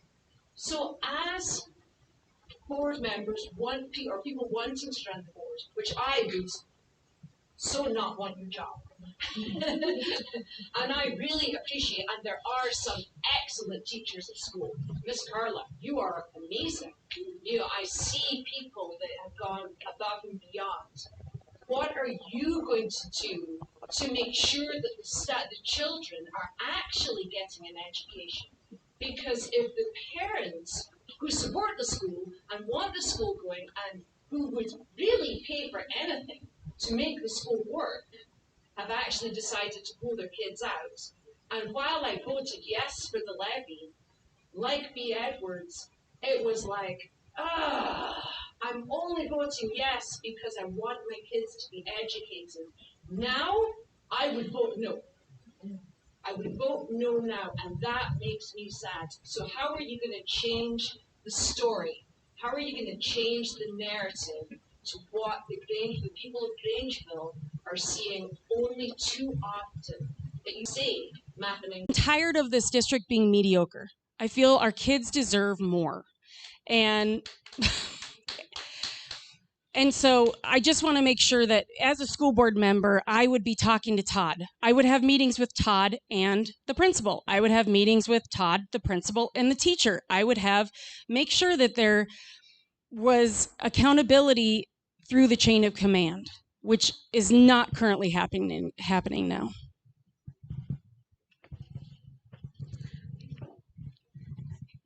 As a school board member, that can be something hard to address, especially in a public forum.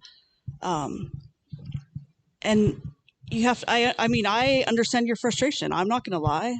When my child was a student, did I have emails that went unreturned? I sure did. A lot. But as a school board member, if you don't communicate past the teacher, there's nothing we can do to help.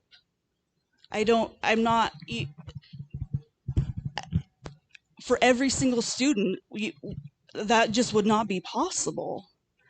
I agree with B, there needs to be accountability, but how many students are there at gyms? B, like 500, is that right, plus? Sometimes it just takes one accountability lesson for teachers to be like, wait, okay, somebody's paying attention. No, I am going to be held accountable. I agree with you. I'm just saying, I'm just trying to look at it as a board member, it would be a full-time job to monitor what's happening with 500 students every single day. That's why we have a principal in the building. It's why we have a superintendent. And that's why we check in with the board checks in with the superintendent. And if it is not communicated up to him, how do we know what's not happening?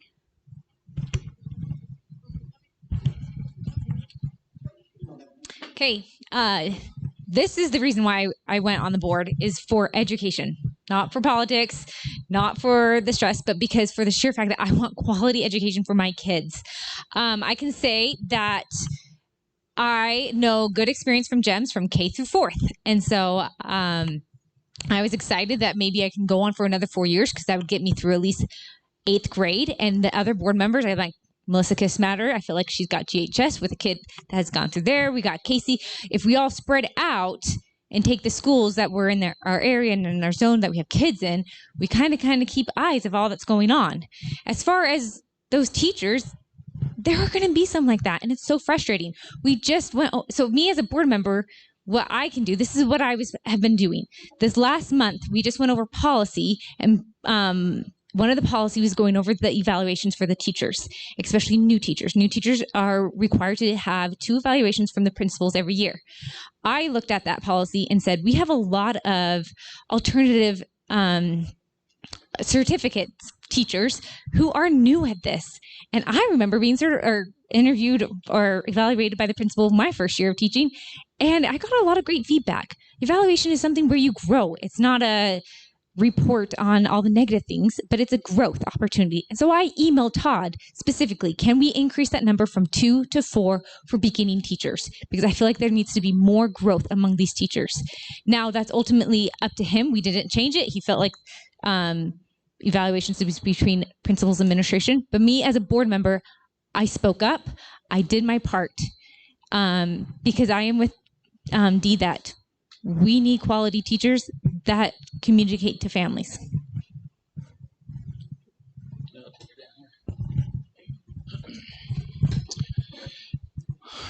Sorry that your students got pulled. This is not the only story I've heard since I've been here. Seems to be, I don't want to say a growing trend. And for every student removed from the school, it's my understanding the school loses money. So there's a financial incentive to keep the students in the school. The day-to-day operations of those issues are between teacher, principal to superintendent. it's my understanding that the school board would intervene when these numbers can't be explained. And if they can be explained and they can be resolved, then obviously I think the school board can interject in there and help with the resolution of those issues. This is an issue. This idea of students being pulled from school for just the basics of reading, writing, and arithmetic is very disturbing. Obviously, there was a weakness in there someplace, and without knowing the details on that, it opens up a myriad of questions on my end. It really does. Content of curriculum, quality of educator. I mean, the list could go on. But yeah, it opens up a big, messy box, I think. And we need to look at that. We need to take a hard look at that. But as right now, I don't know because I'm not on the board. So, but just from that perspective, from where I'm standing, it seems to be the approach I would take. I'm glad to hear so many people talking about accountability. That's, in a nutshell, what I was referring to way back when, 2.5 hours ago, when I talked about other little items that come up. I think the one thing that I didn't hear with respect to accountability from a school board member is accountability on the part of the school board member themselves. It's one thing to pass along a complaint. It's another thing to double back and say, hey, Mr. Superintendent, what happened with that? And if you get no answer, you got an issue. All right. So accountability is a two-way street. And that's what we're supposed to do as board members. We're supposed to represent, and we're supposed to be your voice, because that's not your job. That's the job you're asking us to do.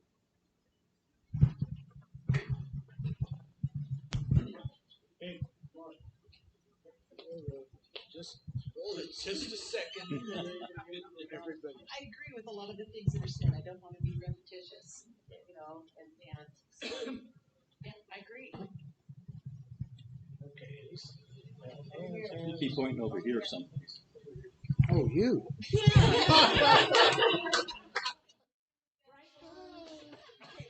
Question is,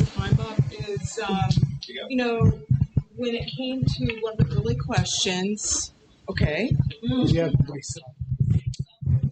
When it came to one of the early questions about who or what the purpose of the school board trustees are, what is their role? I heard that, you know, it is to govern the superintendent and to do some other things. So my question, because it seems like it's been skirted around, and for obvious reasons, because it's very delicate, but do we have a performance trust issue with the person who is doing the Treasury accounting? She's been there for 30 years. What if we had a superstar like the one that is in Cottonwood?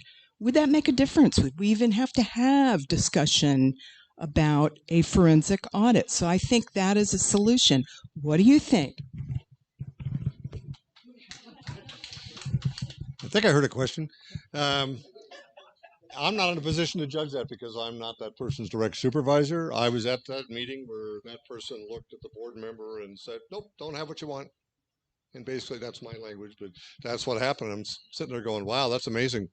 Isn't that your job? I'm thinking, but apparently she thinks that's okay. So yeah, I agree with you. There's probably something needs to be addressed.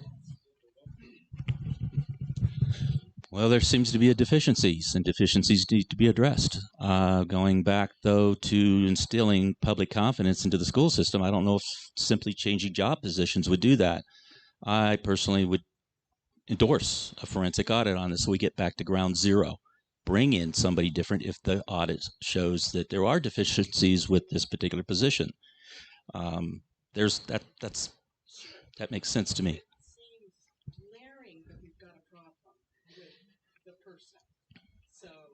Well, if last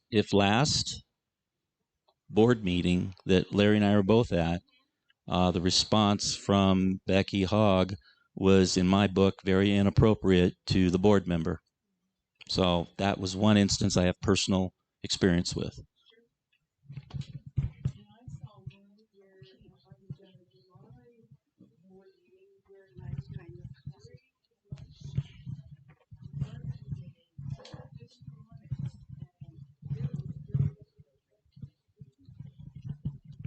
So Mary, I want you to know I'm not skirting your question, but right when present board members, that would be a very big violation of the law that we would be landing ourselves in federal court. And you have to understand, it would have not been appropriate for a reprimand in a public meeting. That isn't, again, that's a personnel issue that gets handled not in the view of the public. Any employee, oh. It was mentioned that should have been in the hands of the board members on Friday. I think we all know that there's been multiple months that treasury report has not been available, and certainly not on the sheet. So, to me, there's a deficiency in the board members not following through. So Mary, I'm not answering your question, but yeah, personnel issues cannot be handled in a public session.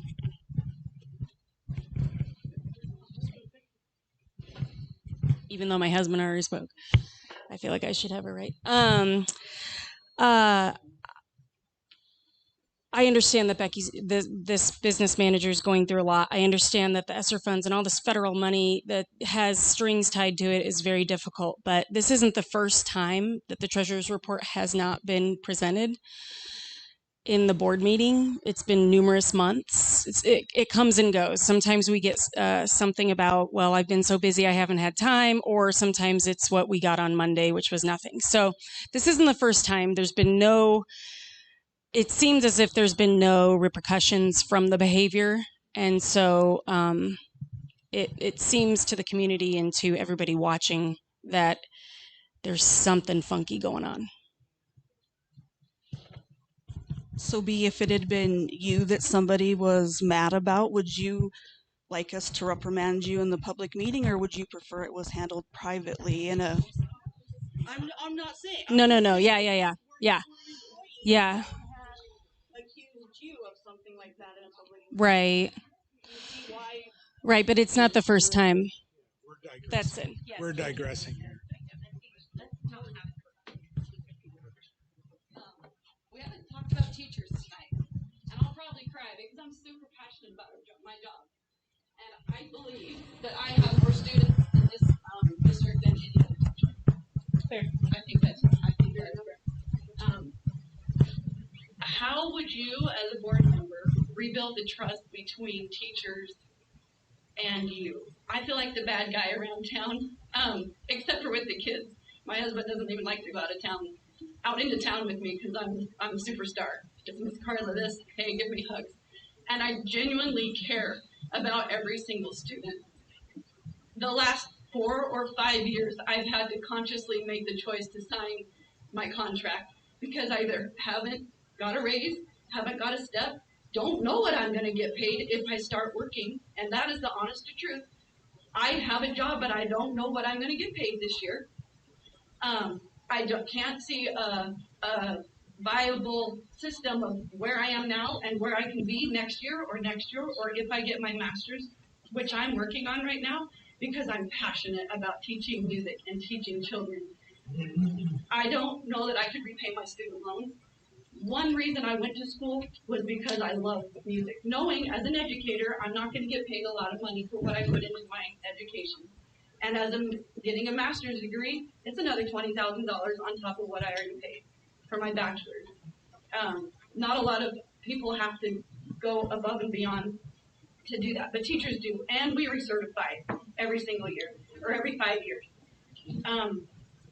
I have heard that we used to get reimbursed 16 credits, and we're down to 5 now. But that's every 6 years. But that's every 6 years. Okay, 6 years. Sorry. So every single year when I go to sign that contract, I can go to other districts and make almost twice as much money as I do in this district. Idaho is one of the lowest paid. Mountain View School District is one of the lowest paid districts in our state. Is that correct? Okay. And so the thing that's kept me here are my 2 boys are in middle school and high school, and that's the wrong time to move your kids. So I'm here until my 6th grader, 7th grader graduates. And then I'm definitely looking around, which makes me sad because I love this community. so much, so much.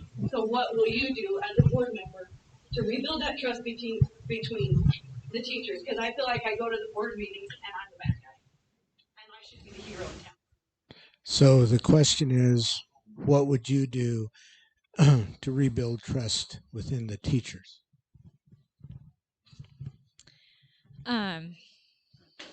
Okay, so I'm in the schools a lot, and that doesn't do anything though. Like I've talked to Rebecca and Todd that we need a better culture of the school board members being in the buildings, but for a positive light, to see support, to see that. But that's not going to help out with your negotiation and salary. What is going to be the actual negotiations.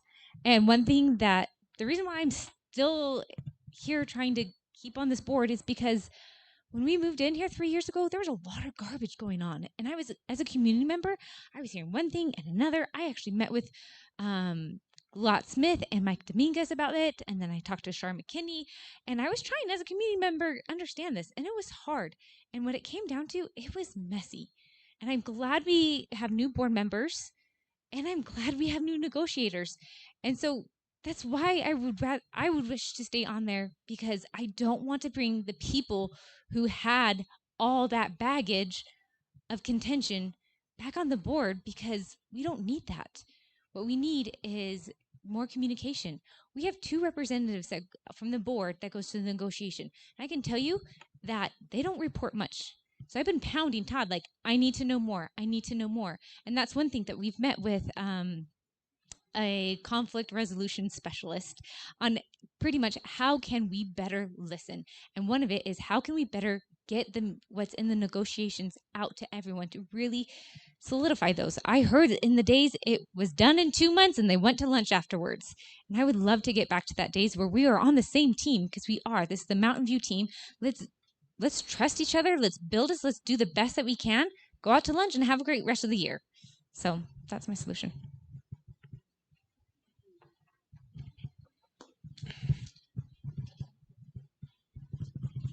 So Carla, I do honestly hope we are trying to take positive steps. As a board, we committed this year to change how we negotiate. It's called interest-based bargaining.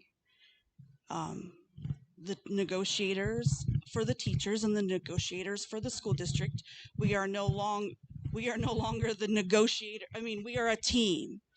We went through a day and a half worth of training together so that we could learn to better communicate with each other, and to learn that when somebody throws an idea out there, even if we don't agree, their input is valuable, that nobody should feel like they can't speak up for if they have an idea to improve things. And so I honestly feel that we are trying to put a new step forward. And I will say, the first time I was sent to negotiations, I was later admitted to the hospital because it was so stressful. And I didn't like feeling like the teachers thought I was against them, because I never intended for that to be the view. Now, I look forward to these interspace bargaining meetings. We laugh, we can talk, we know what we suggest is not going to be judged or put down. Maybe we talk about, well, how do you see that working? But it's never, oh, that's a terrible idea. Never once has something negative happened. We're still learning how this is really going to work, but I do feel like we are all putting in a lot of time to try to make a new positive team as a district, not a us versus them, that we work together. Is this okay, or do you need it? So what's funny about this, nothing's funny about it really, but we aren't the first district with teachers that need a salary and that need insurance. But it seems like it's been going on for many years that we have a problem with creating a salary schedule, and with looking at different options with insurance. So I'm glad that you guys are doing interest-based bargaining. We asked for that for the last 3 years. So that's wonderful that you guys are doing that. And I just really think we need to build the trust by just going back to the basics. Let's get a salary schedule people can understand. I mean, it looks like we make 63,000, but nobody can ever go over there. So everybody at the top, everybody makes 57,000. So things like that, where it's very strange. Again, Mary. So I think building trust would be getting very simple. When somebody goes to the school to look at a school district certified position, what am I going to make? You can go to many other places, all the other school districts, and it makes sense. You know, you've got steps and lanes, you've got columns and rows, and it's very clear. Okay, I'm going to make that much money now, and I'm going to make that much money in 10 years. So maybe I'll get my master's degree. But here, it's this very convoluted number system that, I mean, I understand it's the career ladder, but nobody else uses it for their actual salary schedule. So, yeah, I would like to look at local districts, what they're doing with theirs, and just, I don't mind just copying sometimes. Like if it's working in all the other districts and it's making sense to them and they don't have these issues, which they don't. I've been to the other board meetings to see that. It's just a simple solution that we could move forward with. I completely agree with everything she said. Lived it for 8 years, been involved in it. When your personnel gets to the point that they don't feel valued over and over, they leave. And that's what has happened. In our zone, which is Region 2, and there's about 15 school districts from Riggins up to Potlatch, our educators can still live here in Grangeville and go to about 5 or 6 different school districts around here and top out much higher on their scale than what they do here, and have some form of dependent insurance. You know, through the process, we tried to negotiate different forms of dependent insurance. We knew that there was money in different spots that could be negotiated towards it, but that's the bottom line. And I understand exactly what Carla is talking about because we lived it. And the incentive needs to be back in our district for our personnel and for our educators to want to stay here. They want to feel valued. They want to make a living wage. They want a salary schedule that they can understand. And we have tried to make that happen for them for a long time. We negotiated interest-based bargaining with the district, with the negotiations team that I was on last year. And like B said, we've brought that to the district's team over and over. And I think it's a positive step. It's a small step, though, in truly valuing our educators. And we need to have a compensation package that will retain our veteran ones, because we lost a lot of veterans, 44 of them over a year. And we can't have that. We can't continue to lose staff and be able to educate staff and hiring long-term subs to teach our kids.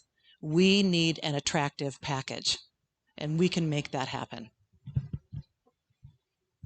Did you want to address? So I guess, yeah, I agree with what they said. You need to have an incentive package that's going to keep senior teachers around to, you know, instruct your students. That's how they're going to learn. Keeping somebody around who knows the ins and outs is going to be better. My question is, I guess it's maybe just bad wording, but why are we bargaining with our teachers? We should not be bargaining with them. Negotiating would be okay, but not bargaining, in my opinion. So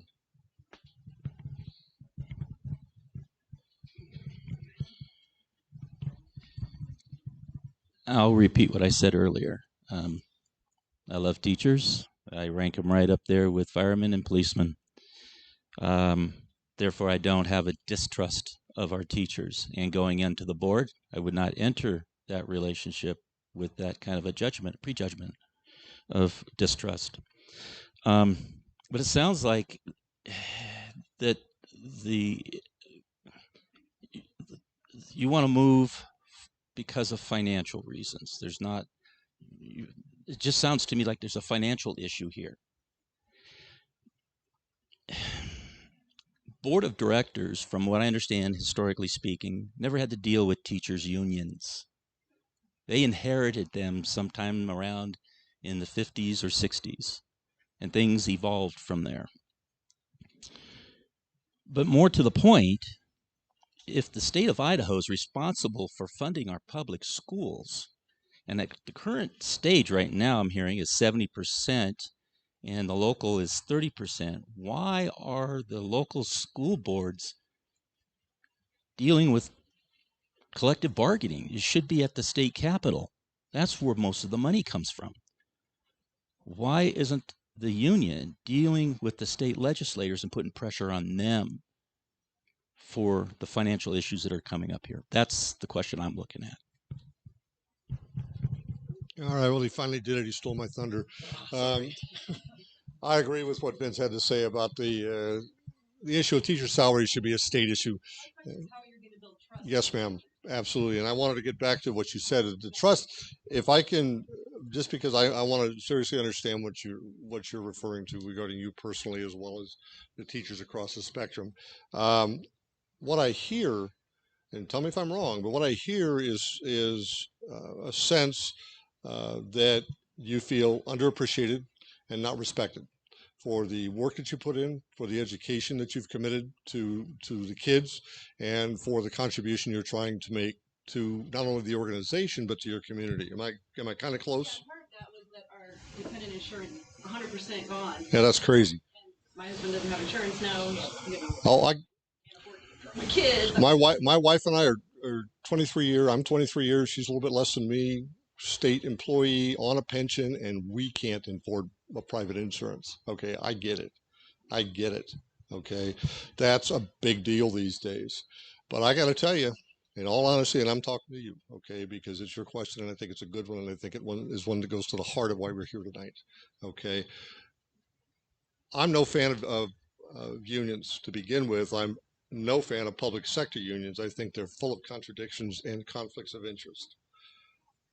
I can't, and I honestly, and I listen to what everybody said, and I cannot find, if there's a finger to point, I can't find a finger to start to point at anybody except for your association. My experience, I worked for, as they would say, the largest union in the state of California. We had over 310,000 members. Nobody got to the state capitol in any office that union didn't back. I mean, that's the nastiness of that business, okay? When I finished the academy for the last job that I had, the union reps came in to tell us how to do this and how to do that and who your shop stewards were and the process and all that kind of stuff. And you know what they told us? We don't care. We don't want to hear from you. Trust me, you don't want me coming to your office and telling you to shut up because I'll embarrass you. That's the worst case scenario. I had to be employed in that, or I had to be in that union in order to have the job that I wanted. My point is I understand.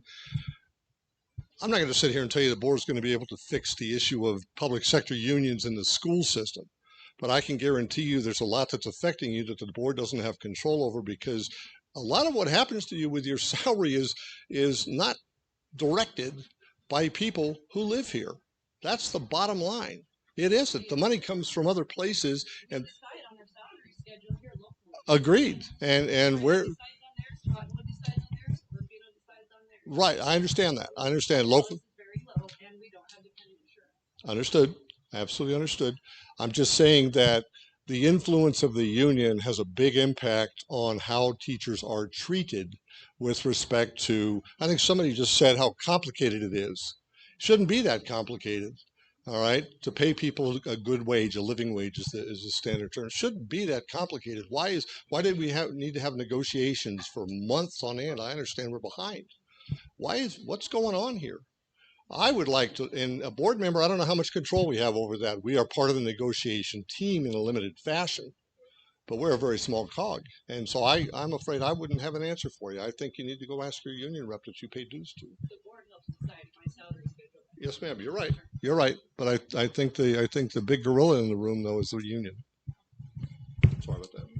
Yeah, we've digressed a little bit, and I'm going to call it a night. I apologize to those people, but that had their arms up. But I feel that we're all tired. We missed the Seahawks, by the way, and so that was a sacrifice. Yes, thank you. Oh, thanks, Tom.